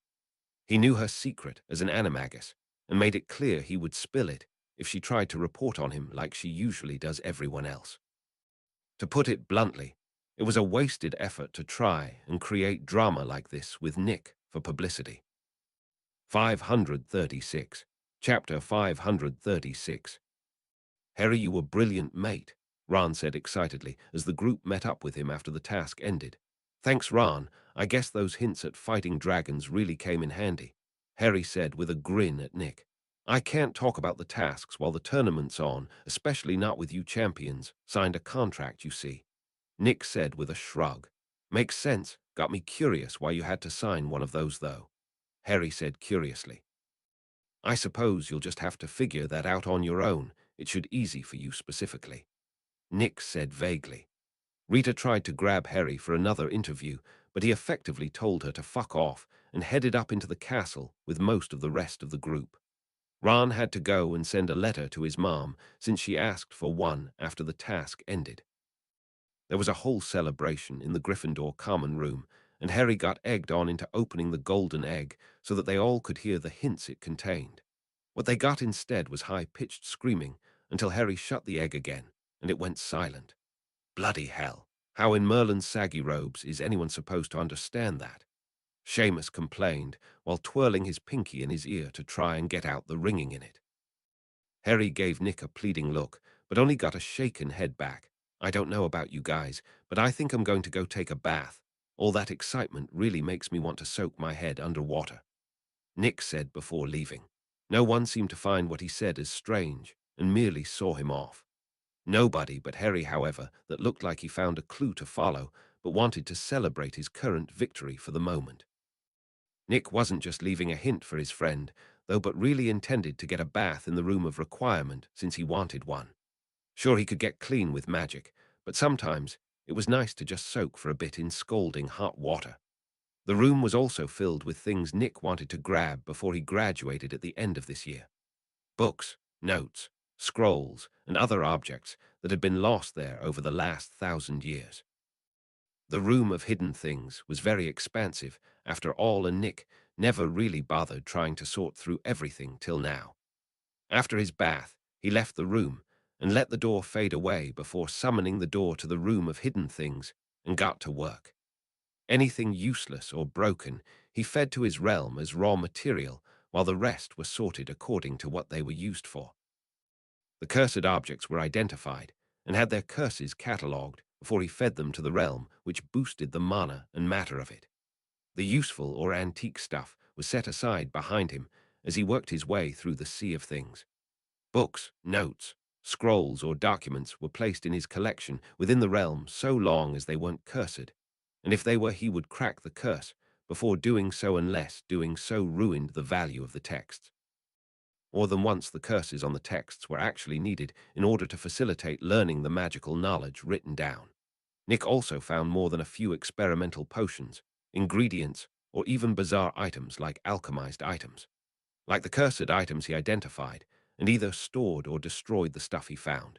Even though he was quick and efficient in this process, he barely emptied a single % of the room's contents by the end of the day. This is going to be a problem, isn't it? Nick thought with a sigh. The sheer amount of stuff in the room was insane, and since most of it was magical, he actually had to take a moment to identify what it was all about. Nick was halfway tempted to see if Dottie could sort it, but felt it would be rather wasteful after consideration. The house elf was currently dealing with the rather odd side effect of Nick becoming a realm lord. The magical bond between them had caused the house elf to start a sort of evolution in an unknown direction. As a result, the pitiful creature was pretty much bedridden for the time being, as the dense mana on the island helped nourish its changing anatomy. Which direction this change was heading, Nick had no clue, but it should be interesting at least. 537. Chapter 537. Nick left the room after that and ate dinner before calling it a day. The next morning he woke up to the sky being overcast and dark as a storm had rolled over while he was asleep. I was going to go collect some souls in the forest, but this weather is simply dreadful, he thought and shrugged. Nick walked down into the common room after getting dressed and was surprised to see that someone was already awake. It was Hermione with a sleepy expression as she pored over a book. "Stayed up all night, I take it?" he asked, startling the girl. It's just you, Nick. Yes, I was up all last night trying to find anything about that strange sound that the golden egg released. No luck so far, I'm afraid," she said disappointedly. "Here, this should help you get through the day without accidentally falling asleep," Nick said, taking out an energy potion. She looked grateful as she drank it and instantly pepped up. "What potion is that? I've never had anything quite like it," she asked curiously. "Doesn't have an official name, but I refer to it as sleep in a bottle, since drinking it gives the same effects as a full night's rest," he said honestly. "Are there any side effects?" she asked, and Nick shook his head. "Not unless you try and use it as a substitute for real sleep on a regular basis. It's good for all-nighters like what you did, but shouldn't be used all the time," he said casually. "Where did you get it from?" she asked, clearly interested in the potion. "I stole it from Salazar Slytherin himself. Man has an entire library with his life's knowledge recorded in it that I have memorized and mastered," he said with a grin. "Where did you really get it from?" Hermione asked, not believing him. "I did get it from a book written by Slytherin. I had Snape help me make some last year," Nick said honestly. "You really have a book written by one of the founders?" Hermione asked in astonishment when she realized that Nick wasn't messing about. "A library of them, in fact. I was even planning to share them with Dumbledore before I graduated," he said casually. Hermione just stared at him with a gaping mouth for a few moments as she realized that he was telling the truth. "How can you be so calm about something like that? It's a huge discovery," she exclaimed in shock. "In about 2 or 3 years, you'll understand that it really isn't that big of a deal," Nick said ominously before leaving her in the common room as he had stuff to do. So much to do and so little time to do it, he thought with a sigh. This was not him complaining either, as he really did have quite the list of things he needed to do. Make the chambers, work on copying the library, empty out the room of hidden things, work on his Twilight-style crafting, work on the organic smithing stuff, read and master the knowledge in the lexicon, prepare to graduate, deal with the royal vampires, expand his Atronach army, hone his skill and control over his power, and even more. Each and every one of these things would take up time to do, and he needed to do all of them. Some were more long-term type things, but others had the deadline of by the end of this year, so he was quite pressed for time. For today, though, Nick chose to continue working on the chambers that had been commissioned, and just before the first task been half paid for. The other half of the payment would come when he delivered the goods.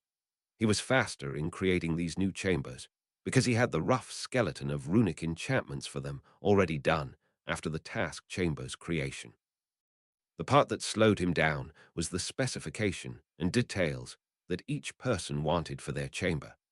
In a way, Nick was building each set of enchantments up one block at a time while making sure they don't clash somewhere or remove room for growth.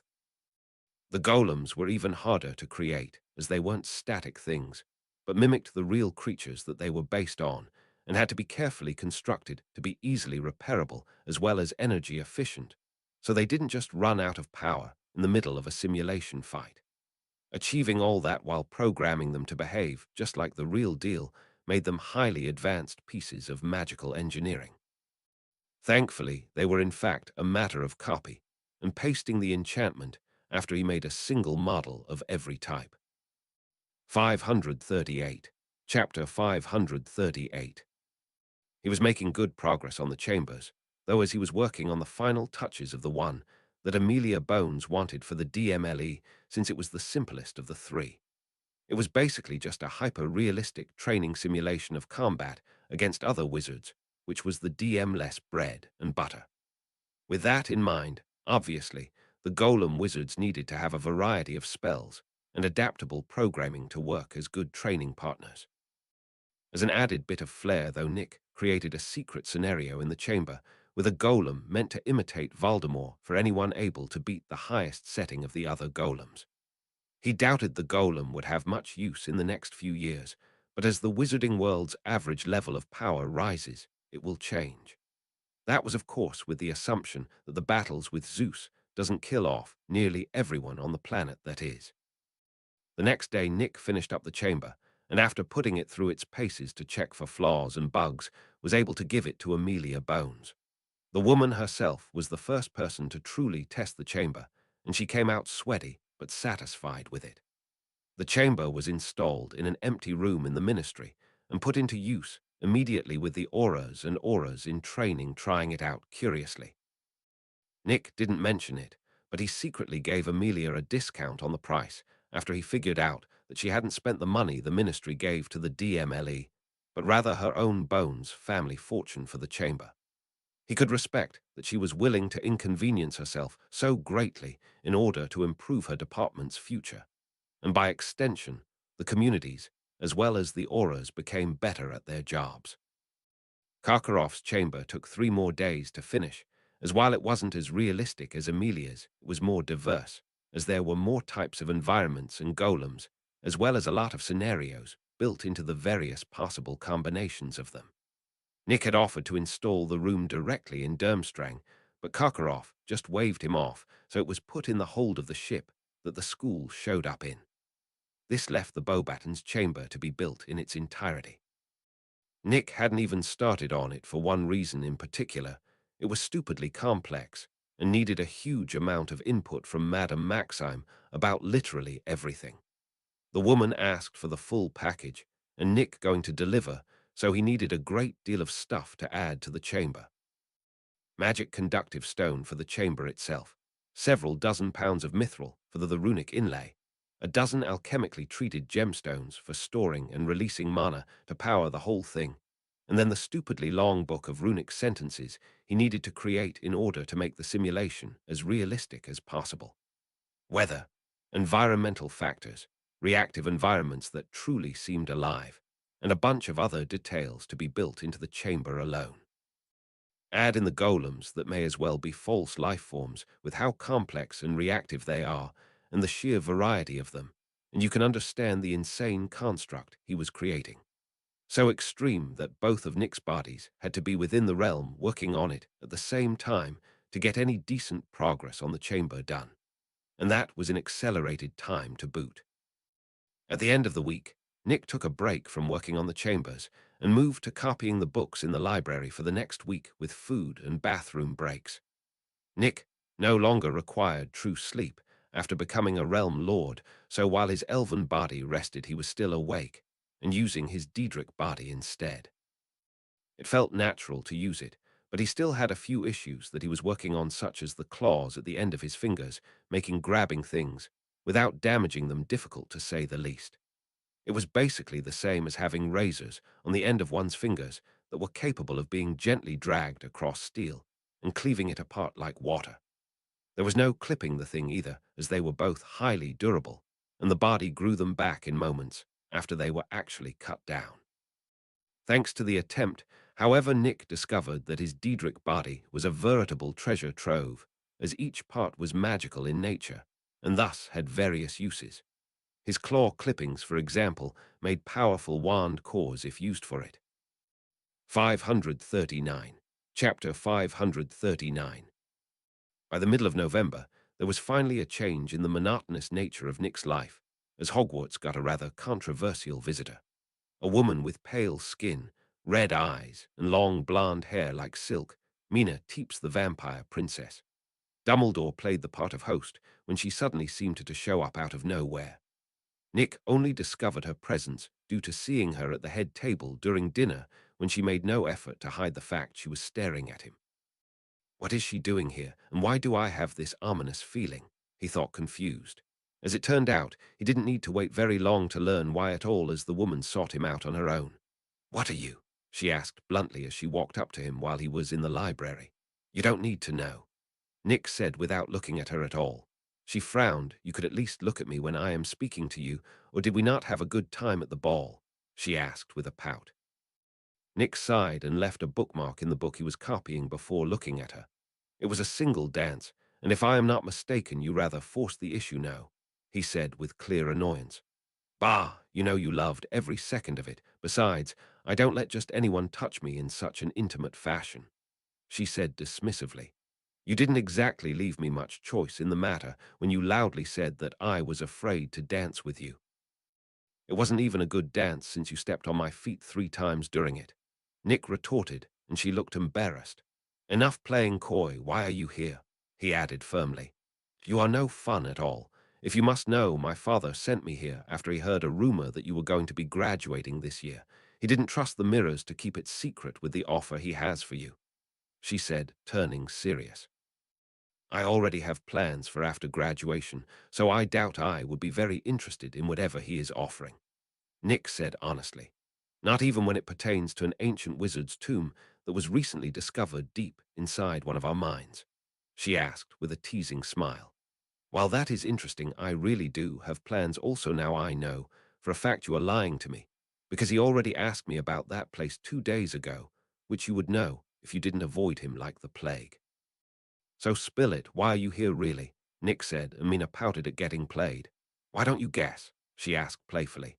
"You are testing my patience, so speak clearly or leave, I don't care which," he said, officially out of patience to deal with her nonsense. "Fine, have it your way then," she said angrily before storming off.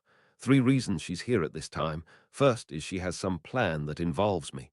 Second, she is trying to seduce me again. Third is that she is just messing around just for the hell of it. I'm leaning towards the third option here," he thought as he opened the book he was on again to continue copying it. Mina Teeps was in many ways the exact opposite of Nick, in that she was a free-spirited individual who does whatever she wanted without care for consequences. In recent times, she had taken an interest in Nick for some god's awful reason, and despite what he might think, everyone assured him it wasn't romantically either. He found that hard to believe when she had taken to flirting with him both in person and over the mirror she stole from one of his shipments of them. Hell, even Vlad said that she was likely more interested in the fact he denied her to her face. She was a spoiled child and revered by nearly everyone she met, so his rejection of her was new and interesting. According to Vlad, she was probably trying to be friendly with him, but had literally no idea how. In all regards, Nick considered it a headache to deal with since he didn't have time to be wasting on her whims. Later that evening, Mina went and started a rumor that they were engaged, which caused Nick to have more than a few people ask him about it. It wasn't bad enough to get Vlad involved, as it was mostly harmless fun on her part, but it was still more than a little irritating to deal with. 540. Chapter 540. Besides that, however, Nick found it almost uncomfortable how there was nothing threatening in the background of this year. Sure, Grindelwald will probably end up completing his grand ritual by the end of the year, but Nick had known about that for years now and had been preparing for it based on what he knew. He had even discarded his mortality almost entirely since he knew about the return of the guards and how Zeus was most likely going to clash with him heavily. There was no magical abomination or noseless freak in the background planning on causing trouble. It was just mundane problems, like a socially stunted royal vampire and the Triwizard tournament. Speaking of the tournament, Harry had already figured out the hint Nick gave him with the egg, and was now trying to figure out the hint from the egg as well. Unlike in the canon, however, the hint in the egg wasn't so straightforward in pointing to the task's challenges. No, this time was pretty damn cryptic, with the exception of almost flat-out revealing that Nick had something to do with the task. This had caused a headache in the form of the champions, secretly spying on Nick to try and glean anything about the task itself. Fine, I guess. I can throw them a bone just to get them off my back. Nick thought a few days after the stalking started. The way he did this was by simply acting all secretive when he grabbed a book on treasure hunting in the library. He then set it back on the shelf upside down after appearing to read it for a few moments. Over the next 2 weeks, he repeated this process as he copied the books in the library and worked on the last remaining chamber. The trick worked too, as by the 1st of December, all 3 champions had stopped shadowing him and were now scrambling to figure out the rest of the egg's hint. Harry had the frankly unfair advantage in the fact that he had Hermione helping him with it, and that girl was nothing if not dedicated to scouring out information in the library and logicking her way through any trouble she has. Unfortunately for her quite, a bit of the hint was purposefully misleading in order to throw off the champions. The night of December 1st, however, they all had other problems to deal with as Dumbledore announced the Yule Ball to be held on the night of Christmas starting at 8 and ending at midnight. The professors had already told their students of the event, so it hadn't caught anyone off guard when the old goat announced it. That said, Ron was positively miserable, as not only did he not have someone to ask to the ball at the moment, but his dress robe was horribly outdated. They were this puffy, frilly maroon set of robes that made Nick have a headache to look at. You know, I can have a tuxedo made up from you at Madame Malkin's for the ball if you'd like, or you can borrow one of my own suits after I get it retailored to fit you since our sizes aren't much different. Nick offered, feeling bad for him. The twins had shelled out from their cash stash for their own set of ball apparel, and thus Ron alone had to wear old hand-me-down robes. Really? Redhead perked up at the offer, and Nick nodded. It honestly wasn't even that hard, as after giving Madame Malkins his measurements, the woman said she'd have it done within a week. On the 5th, however, Mina decided to show up in the library again to find Nick. About a quarter done from the looks of it. Father might actually be jealous by the time you are done, she said offhandedly. I assume you are here in regards to the Yule Ball, Nick asked calmly, without looking up from the book he was copying. One of these days you're going to tell me why I can't sneak up on you, she said with a pout after failing to get a reaction from him. I have a very good sense of perception, Nick said with a smirk, knowing that answer would only irritate her more. So do you have a date yet for it? She asked, ignoring his vague answer. I do not, but I was planning on fixing that soon enough.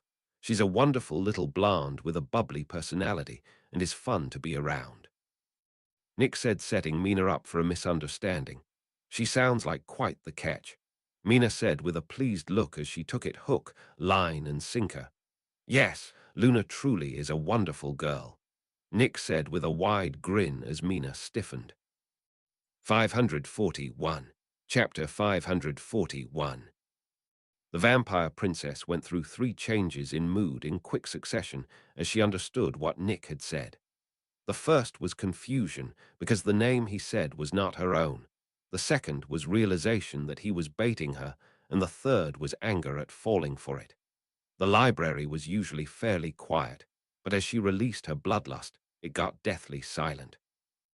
Regardless of all else, she was still a powerful Tier 4, being so to everyone in the library. It was like death was leaning over their shoulder, whispering in their ears that it was there.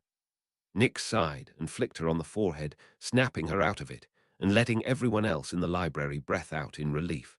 Learn to take a joke, or you'll find your stay here at Hogwarts much shorter than you may like. He chastised her firmly. She might be there for him, but Nick wasn't going to let her stay at the school if she turned murderous every time he played a prank on her. That wasn't a laughing matter, as she was legitimately wanting to kill something just now over his little prank. HMPH, you were the one who played with my feelings to begin with, she shot back angrily. First, you aren't even interested in me like that. Second, nobody is stopping you from leaving. And finally, you are the literal last person I would ever ask to go to the ball with me. That rumor you started is already irritating enough as it is. I don't need to add more fuel to the fire. Nick said calmly. How can you possibly know how I feel? She asked with a scoff. Because you are a cat. Nick said bluntly. What? She asked, dumbfounded. Have ever seen the way cats act in general as a species? They are vain and apathetic creatures in most instances. They want attention on their terms, and if they want a mate, they make it abundantly clear, while they are easily distracted and constantly seek stimulation. You mean a teeps are a cat, and thus easy to understand. Nick explained, and he could see that as much as she wanted to deny it, the comparison was uncomfortably accurate. The fact is that because you have had whatever you wanted on a silver spoon your whole life, so finding someone that denies you has your interest piqued. You want to be friends with me, and that is totally fine, but flirting is simply not the way to go about it. He added for good measure before returning to his copying while she was left to her thoughts. He meant it too, as he was perfectly okay with being friends with her, but all the advances on him that she didn't actually mean were annoying to deal with. The talk seemed to work too, as Mina vanished for the next week before randomly choosing to insert herself into Nick's hangout with his friends. Calling that awkward would have been the understatement of the year, as besides Luna, that had the magical ability to gel with pretty much anyone who wasn't an insufferable jerk, the others had no idea how to approach the vampire.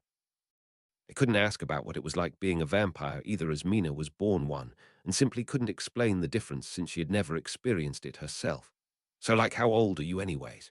Ron eventually asked, and every single person in the room looked at him like he was an idiot. Mate, you don't ask a woman that like ever. She's 105. Nick said with a grin as he directly exposed her age.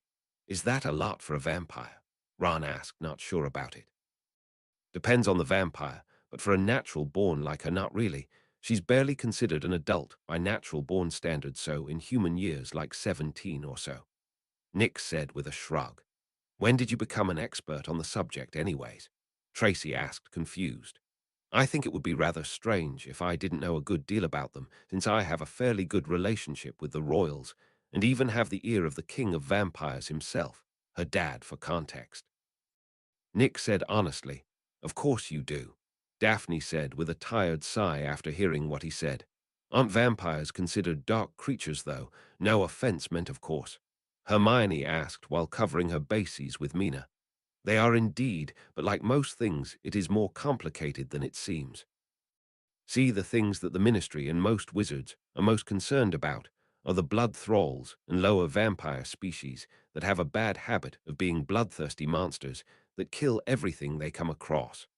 Above that is the true vampires that are basically just people that drink blood to survive, but are otherwise just the same as everyone else. He explained honestly. 542. Chapter 542. After ironing out all of the questions that there were in regards to vampires, Mina was accepted into the group without issue. Things got much more relaxed after that, as she stopped bothering Nick and focused her attention on the other members of the group instead. Luna had also accepted Nick's invitation to the ball, and the mere fact he had asked her had gotten him several teases from his fiends, but he had expected it to begin with and was unbothered. Nick had noticed something concerning, however, that he could see becoming a problem later. His pride had mutated after becoming a fully Daedric being, and he couldn't help but feel an instinctual disdain for the people around him. He kept it under control, but it was clear that his elevated state wasn't entirely positive for him. It was not an issue at the moment, as he had his friends, and people like Dumbledore and Nicholas Flamel to keep him grounded, but eventually most of those would crumble and fade or cease to anchor him.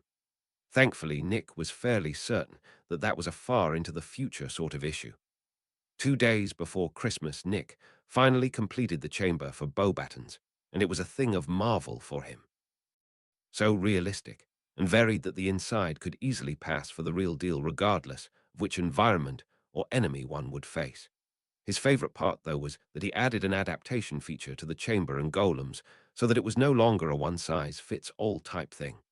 Like if someone discovered a loophole in a scenario and exploited it, the chamber and golems would change the scenario slightly to punish the next person if they tried to repeat the exploit. It is magnificent, Nick. Madame Maxim said after trying the chamber out herself. If I am being honest, I almost don't want to give it up. Nick admitted. That just means that it's as good as I had hoped for then, she said with a wide smile.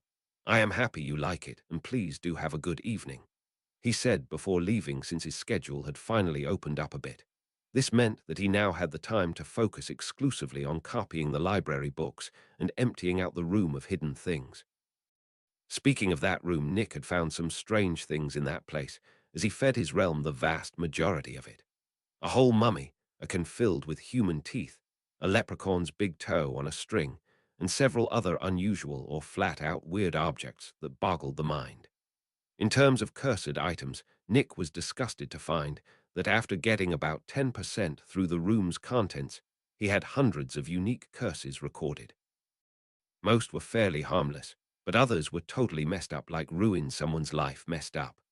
He wasn't even sure how, but someone had trapped the Maldictus curse in a small, brightly colored orb that was set to infect the person who touched it.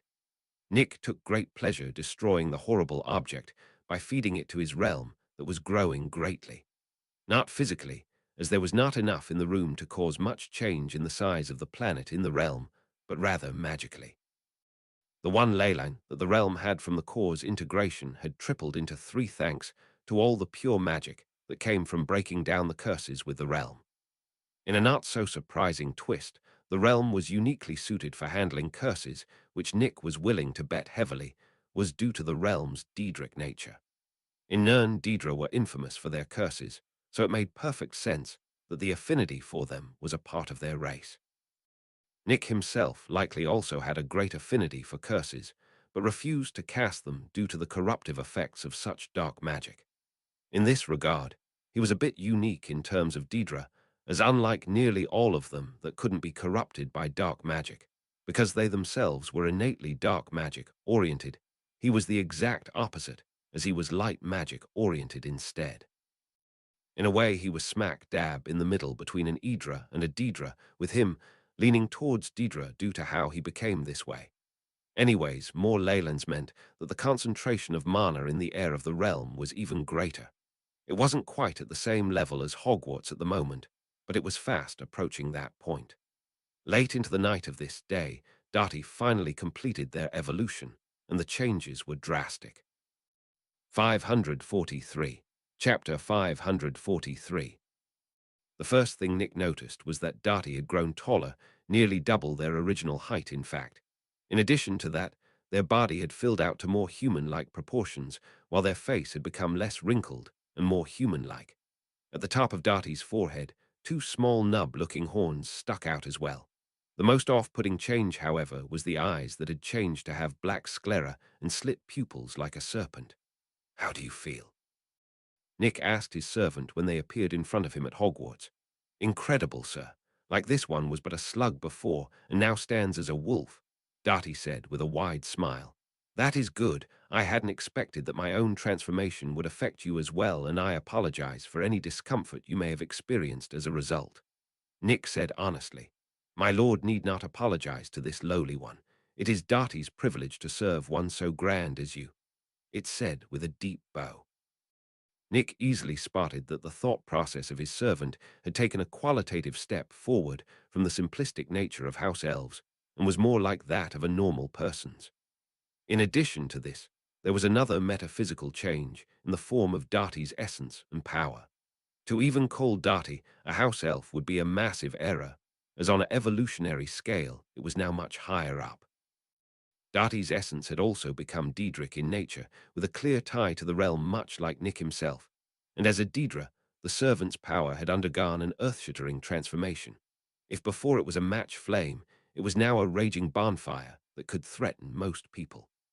The magical power of magical creatures like goblins and house elves was generally more powerful than a wizard's, but far from efficient as they had no focus for it. Now, though Darty's power required no focus, much like how Nick himself no longer needed one. That was just the sort of creatures Daedra were. Their bodies were more than adequate to serve the same function. What this meant was that now Darty could perform much greater feats of magic than before, and as such was a force to be reckoned with. The way that house elves used magic was different than the way wizards did so most of the time.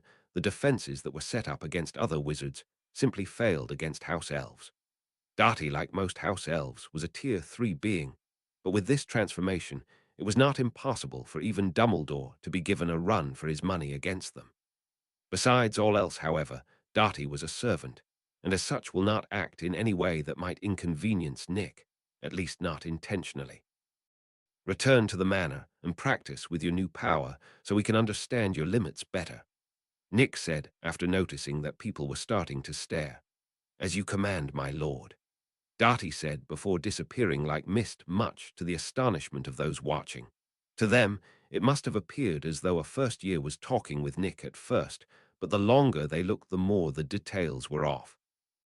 Add to that the fact that Darty apparated away in a place well known to be impossible to do so in, and the shock was not surprising at all. Nick knew that the information would get around eventually, but he didn't really care since he could handle the blowback for it. Now that I think about it, calling Darty a house elf is no longer correct. But what should this new race be called then?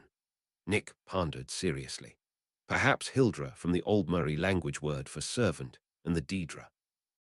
Yes, I think that will be a perfect name, the Hildra, a new race of Daedra exclusive to my realm. Nick thought, pleased with the name he had chosen. There was nothing else worth noting in the next 2 days, and soon enough it was the day of Christmas itself. Nick woke up nice and early as per his usual, and saw the ungodly amount of gifts he had at the foot and sides of his bed, just like last year. More than a few of them had letters attached too, which was annoying to say the least. Once again, most of the gifts were from people that had attended the Blitzball tournament over the summer who were fans of it and wanted to show their appreciation for him creating the sport. Few of these came with letters, thankfully. More stuff to add to the collection, I guess. Nick thought with a shrug as he carefully stored away the stuff that the various players and teams of the sport had sent to him with their signatures on it. 544. Chapter 544. There was another strange set of gifts, as well from various people around the world, that were thankfully more reasonable than last year. For example, lumber from their local trees, such as snakewood from South America. Other than that, it was mostly food once again, which Nick was perfectly fine with, as he quite enjoyed the stuff he got from last Christmas. Is every year going to be like this for you from now on? Ron asked, jealously, when he woke up to see the huge amount of presents Nick got. It should lessen after this year, since everyone will have better things to do than send me stuff, Nick said calmly while eating some fruit jerky from Brazil that seemed to be made with acai, mango, and bananas. From the looks of it, the food was crushed together and then dried in the sun before getting broken up. Still, it was sweet and had a good flavor to it, so Nick enjoyed it immensely. Did you get anything interesting like last year? Harry asked curiously. Well, I got a few things that could be considered interesting, I suppose, but nothing weird, thankfully, Nick said honestly. Mum's sent another sweater from the looks of it, Ron said, opening a gift from his mom that was indeed another sweater. It was maroon like every year with a big orange R on the front of it. I got one. Me too, Nick and Harry said, opening their gifts from her as well. Harry's sweater was red with a yellow H on it, and Nick's was blue with a white N on the front. They put them on before moving back to the rest of their gifts.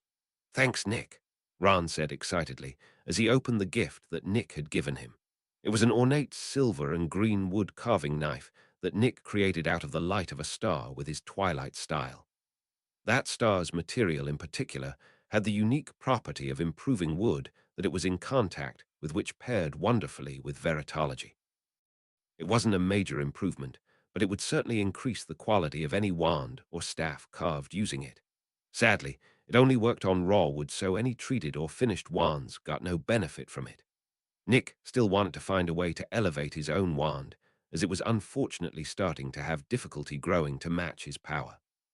This wasn't because of the materials that comprised it, but rather that the techniques that crafted it were never pushed to this length and were starting to falter.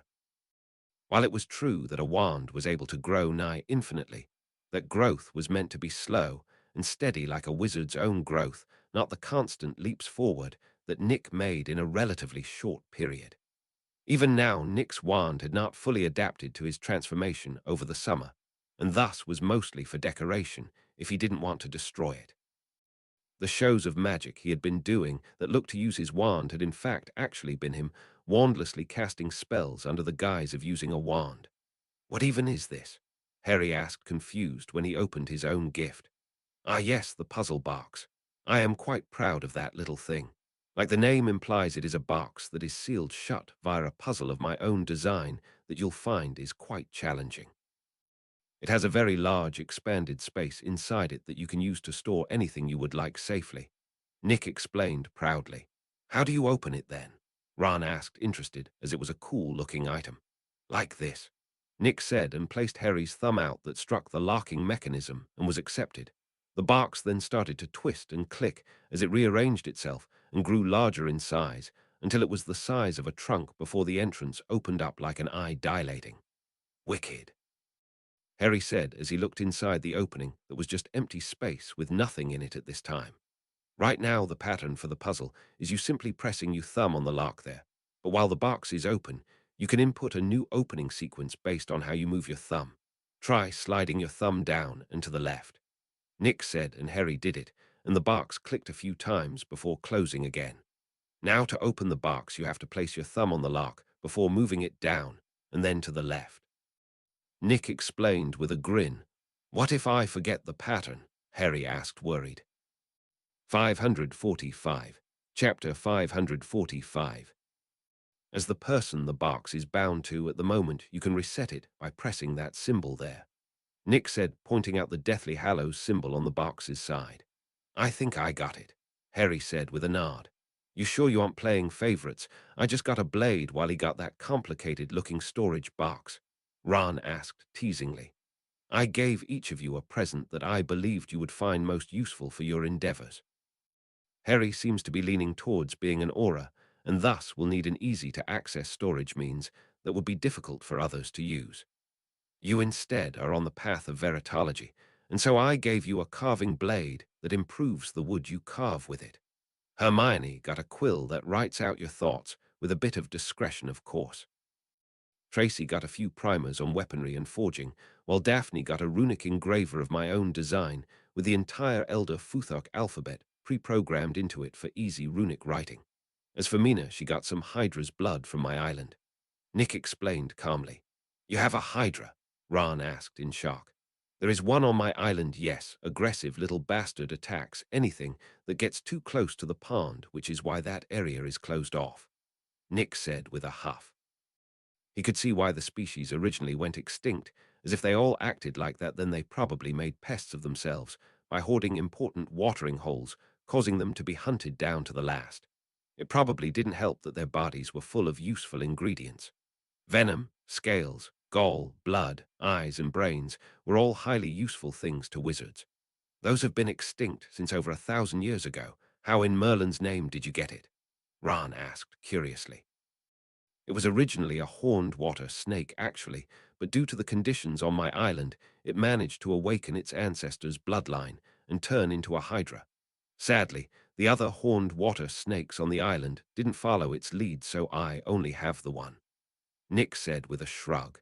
It's a good thing no one knows you have it, or a lot of people would come after you to get it. Ron said seriously. That was also true given how messed up humans tend to be when profit was involved, a flaw wizards shared as well. Moving on from that, they got to see the gifts from the normal lot such as Sirius, Lupin, and each other. Nick's gifts were amongst the most extravagant, but considering he made them himself or harvested them personally in the case of the Hydra's blood, that was par for the course. Most of what Nick got was books or food, which made him chuckle, as it seemed to be what everyone agreed he liked. They weren't wrong, though, as he did, indeed, enjoy those things above most others. He enjoyed pushing his knowledge to new heights just as much as he did the subtle nuances of flavor that came from food. The gifts the other two got were more varied, as their interests weren't as focused as his, but they still enjoyed the candy gifts that they got. There was one present, however, that Nick wasn't expecting to get, that if anyone else knew, the sender of might get him arrested. Grindelwald.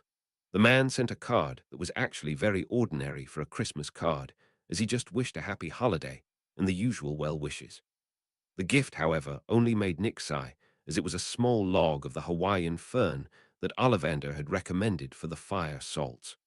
Of course, he was aware that I was looking into getting some of this. He thought as he put it away for later. What sort of wood is that? Ron asked, seeing the log before it was placed in the realm. A type of Hawaiian fern that grows near volcanoes. It's a very unpopular wood for wands due to how picky it is. Nick said casually. Who sent it? Harry asked curiously. A fan of my work. Nick answered vaguely without lying. Why don't I ever got rare wood as a gift? Ron complained, and they laughed. After that, they went to breakfast, and everyone was chatting about the stuff they got. All of Nick's friends were pleased with his gifts, which was perfect to him, considering he barely spent more than a day getting them ready. The rest of the day after that was spent with them hanging out and generally relaxing as they waited for the bowl to get set up. 546. Chapter 546. I really would have liked to be asked before the last possible minute to do this, Nick said, as he weaved a grand illusion over the Great Hall. Dumbledore had apparently gotten the brilliant idea of getting the school's resident illusion specialist involved in decorating the Great Hall for the ball right before said ball. The Great Halls were already extravagant to begin with streamers, fancy tables, and cutlery, and even the floor transfigured into a smooth mirror, glossed finish. Add on the enchanted ceiling that showed the stars overhead, and it was quite a memorable sight. However, Dumbledore wanted to push it even further, and thus had Nick, who the entire Hogwarts staff recognized as an expert of illusions, brought to make things truly unforgettable. Flitwick may be a charms master, but his field of study was physical charms, so while he knew his share of illusions, he was far behind Nick, who actively studied and pushed the subject further. Nick's illusions were terrifyingly realistic as well, since at one point in time he made it appear as though an army had suddenly appeared outside Hogwarts when he was testing an illusion spell in his free time. The sight, sound, feeling, and even smell of an army was all there, and it was only thanks to the illusion detecting ring that Snape had ordered years prior that the residents of the castle hadn't made fools of themselves, including Dumbledore. Needless to say, quite a few students in the school were suddenly enlightened about the greatness of illusions, and the tomes on the subject were unavailable for quite some time afterwards. It was at that point that the entire staff of the school recognized Nick as the expert in the subject within the walls of the castle. For the ball, what Dumbledore wanted was to extend the illusion from the enchanted ceiling to cover all the walls so that it appeared that they were standing in the sky itself. Nick agreed to the matter with only a little complaint at the short time he had to work with.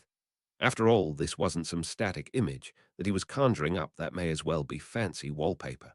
No, he needed to add a feeling of vastness, movement, and synchronicity with the enchanted ceiling overhead so that the desired effect could be achieved, which required serious control and precision to pull off. And done. Nick stated as the spell was fin-ally done and took effect as the surroundings shimmered and changed to match the ceiling's appearance. The really difficult part was to make the illusion truly reflect the heavens above that he couldn't actually see. Thanks to the long hours of staring at them because of the twilight style, however, Nick had nearly every star in the sky memorized. Marvelous work, my boy, Flitwick said excitedly while looking around him. I am in agreement with Phileas. You have truly outdone yourself.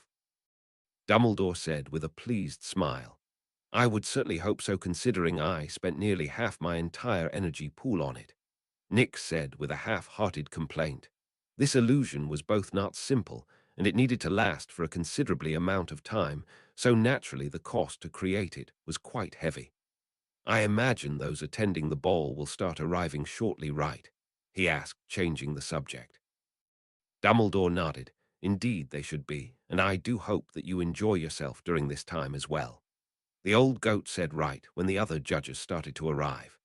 Nick was quite surprised to see that Sirius himself had shown up with Amelia Bones hanging on his arm. It was a strange image, as her personality was almost the exact opposite of his, in that she preferred to be serious, pun not intended, at all times, and wasn't a fan of pranks or jokes. While the war with Voldemort and subsequent decade in Azkaban had mellowed the man out considerably, Sirius was still very much a fun-loving and carefree person. One thing the man had on his side, however, was good looks, as once he recovered, he had a rough charm to him that apparently even worked on women like Amelia. After that was Ludo Bagman, who either decided to go stag or just couldn't get a date for the event, not that Nick could tell which one with how the large man was acting. Ludo acted as though he was high on life, just existing in the room, as he was all smiles and amazement at the scenery in the great hall. After that, it was time for the students of Hogwarts to start arriving as they began to appear from the fourth year and beyond. 547. Chapter 547. Harry and Ron showed up with Ginny and Padma Patil, respectively, as their dates, and Harry and Ginny were singled out to stand to the side. After that, followed the Beauxbaton students, and their dates with Fleur, and the captain of the Ravenclaw Quidditch team being paired together, and thus singled out along with Harry and Ginny. Madame Maxime was paired up with Hagrid, unsurprisingly, considering they had been openly flirting for months now. How anyone could appear surprised to see it was beyond Nick, but a few pulled it off. Finally, it was Durmstrang's time to arrive, and more than a few people were surprised to see that Hermione was hung off the arm of Crumb in a radiant manner. She really does clean up nicely, Nick thought, while giving her a grin and a thumbs up. Luna had somehow managed to slip in the hall without anyone noticing, despite her wearing a flamboyant pink dress with added flowers and lots of puffy bits. It was just as unusual as its wearer, and Nick approved greatly, as it suited her. The only accessory she had on was the bracelet that he had given her previously that allowed her to change her features to a minor extent, which she was currently using to keep her hair braided. It was an interesting use of the magic, and Nick approved of it. Soon enough, the champions and their dates were taken to the dance floor, and the band that was known as the Weird Sisters started playing. Watching Harry and Ginny dance was amusing, since it was clear that they were both total amateurs at it, that lacked the coordination to not constantly step on the other's feet. Fleur's dance was much better, as even though her partner was distracted by her Vila allure the entire time, she was clearly trained how to dance with someone under such a condition. The best dancers of the champions, though, went to Crumb and Hermione hands down.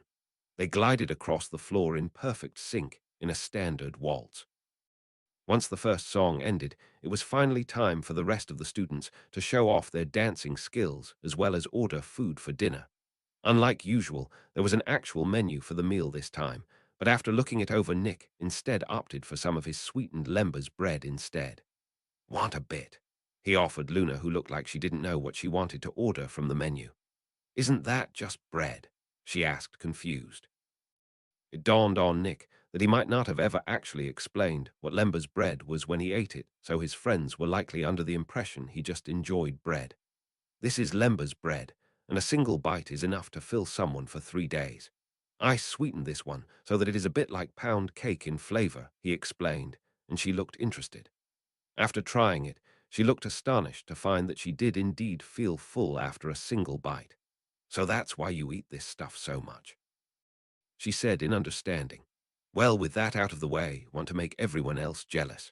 Nick asked with a grin. Luna's eyes lit up, and she smiled happily before holding out her hand. Nick took it and gently led her to a nearby wall before doing something that no one there would forget for quite some time. He stepped onto the wall and began to walk up the side of it like it was the ground.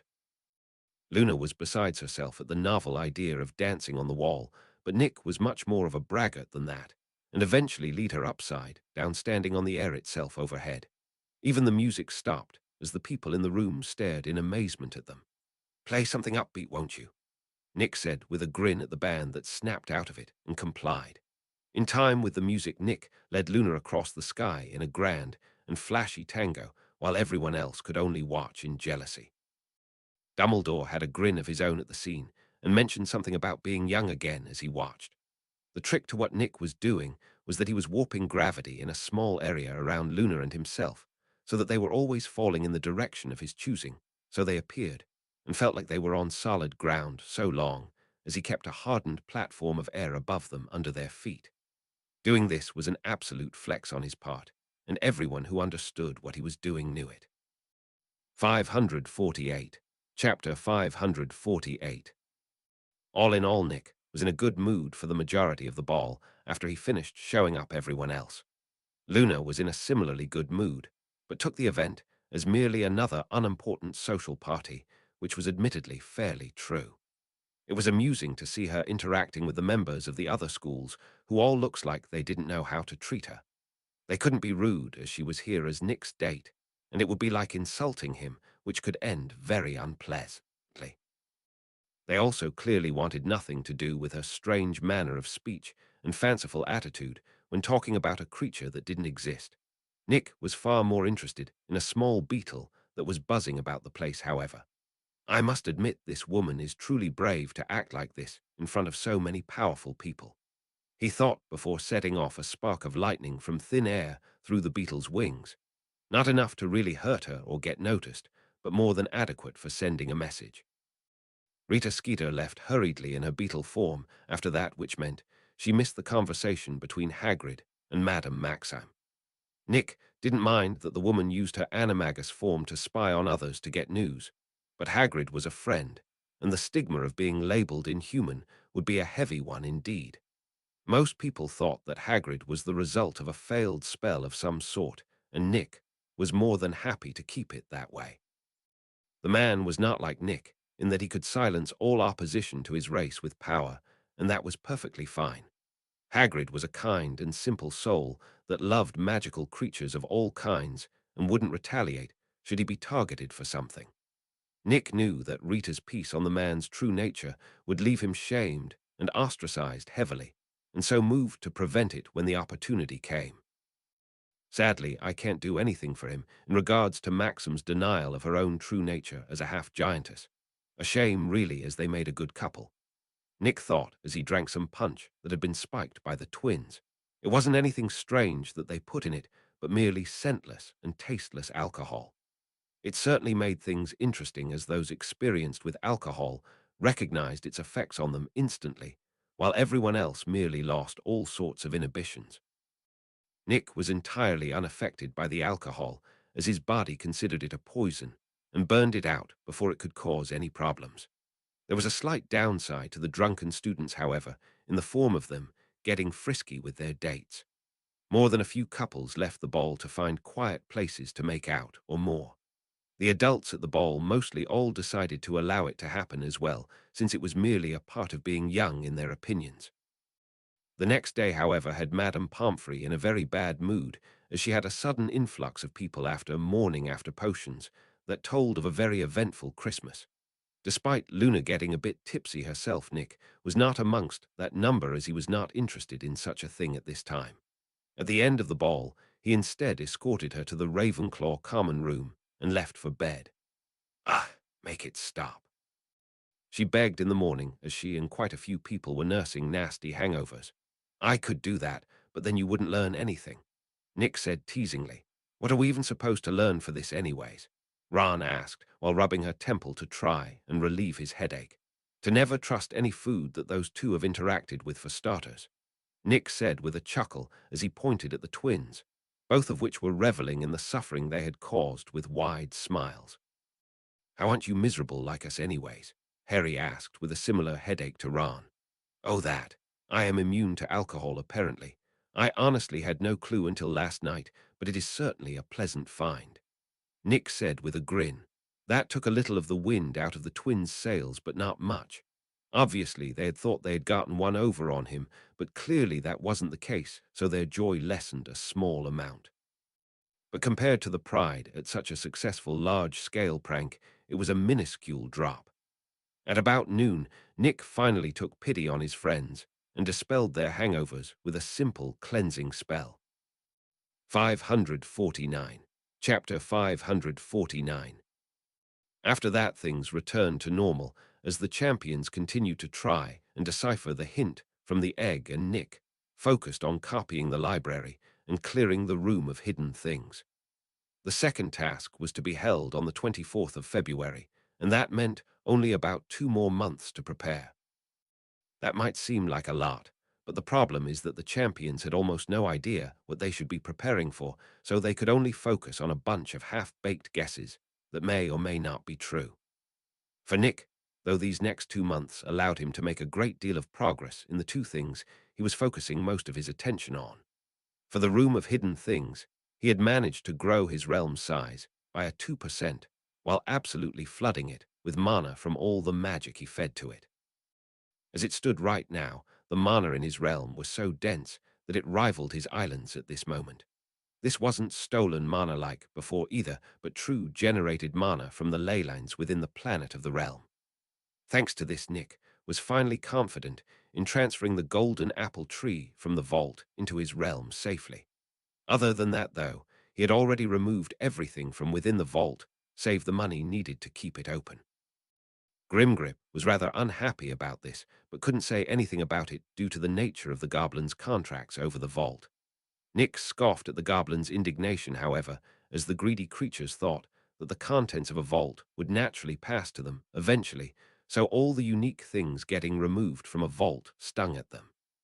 It made no sense, but that was just the way goblins saw things in general, so Nick could only shrug at it. There was a bit of a downside to transferring the tree to the realm, however, as the thing immediately devoured the mana in the air, greedily dropping the ambient levels to the current Earth standard. Thankfully, the Leylands produced enough mana that the tree stabilized and started to recover from its mana-deprived state. This drop in ambient mana, however, made Nick more focused than ever on emptying the room out.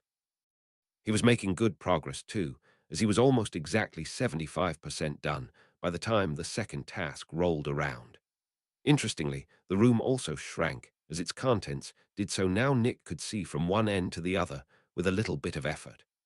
The amount of knowledge Nick had gained from the room alone was staggering as well, since he had recorded every curse, and the knowledge written down that he found as well. He now had thousands of different curses recorded, and his personal library was now nearly twice the size of the Hogwarts public one. Speaking of the library, he had also gotten roughly 75% done with copying that as well. The final 25%, though, proved to be trickier, since it consisted of the forbidden section and the ancient section.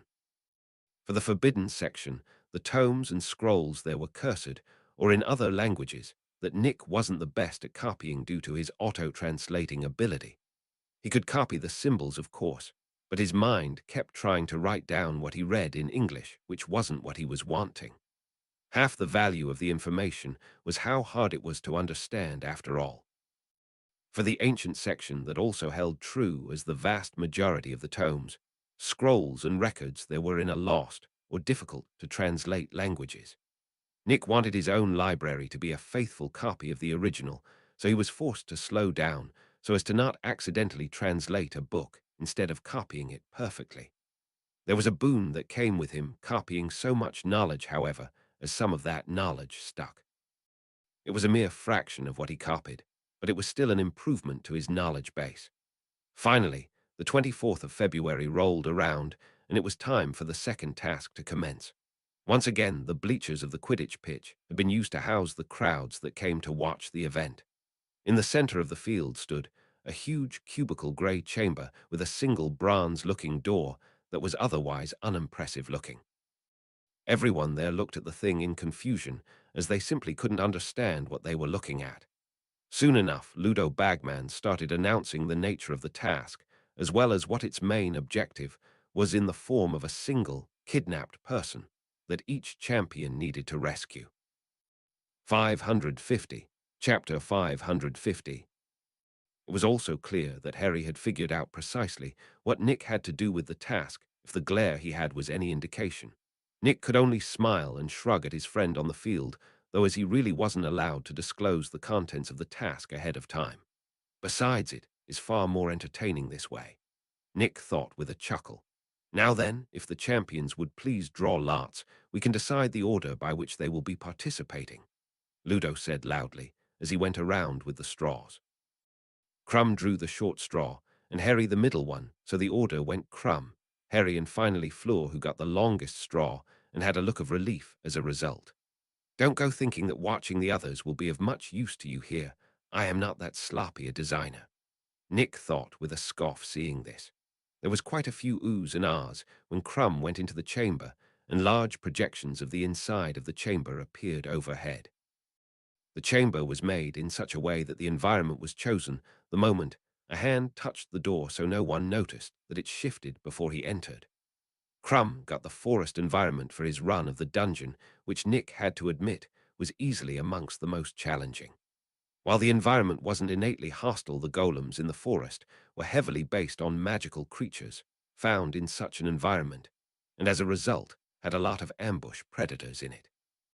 Having to maintain constant vigilance and alertness of one's surroundings took a heavy toll on one's mind, so Crumb was in for a bit of a rough time.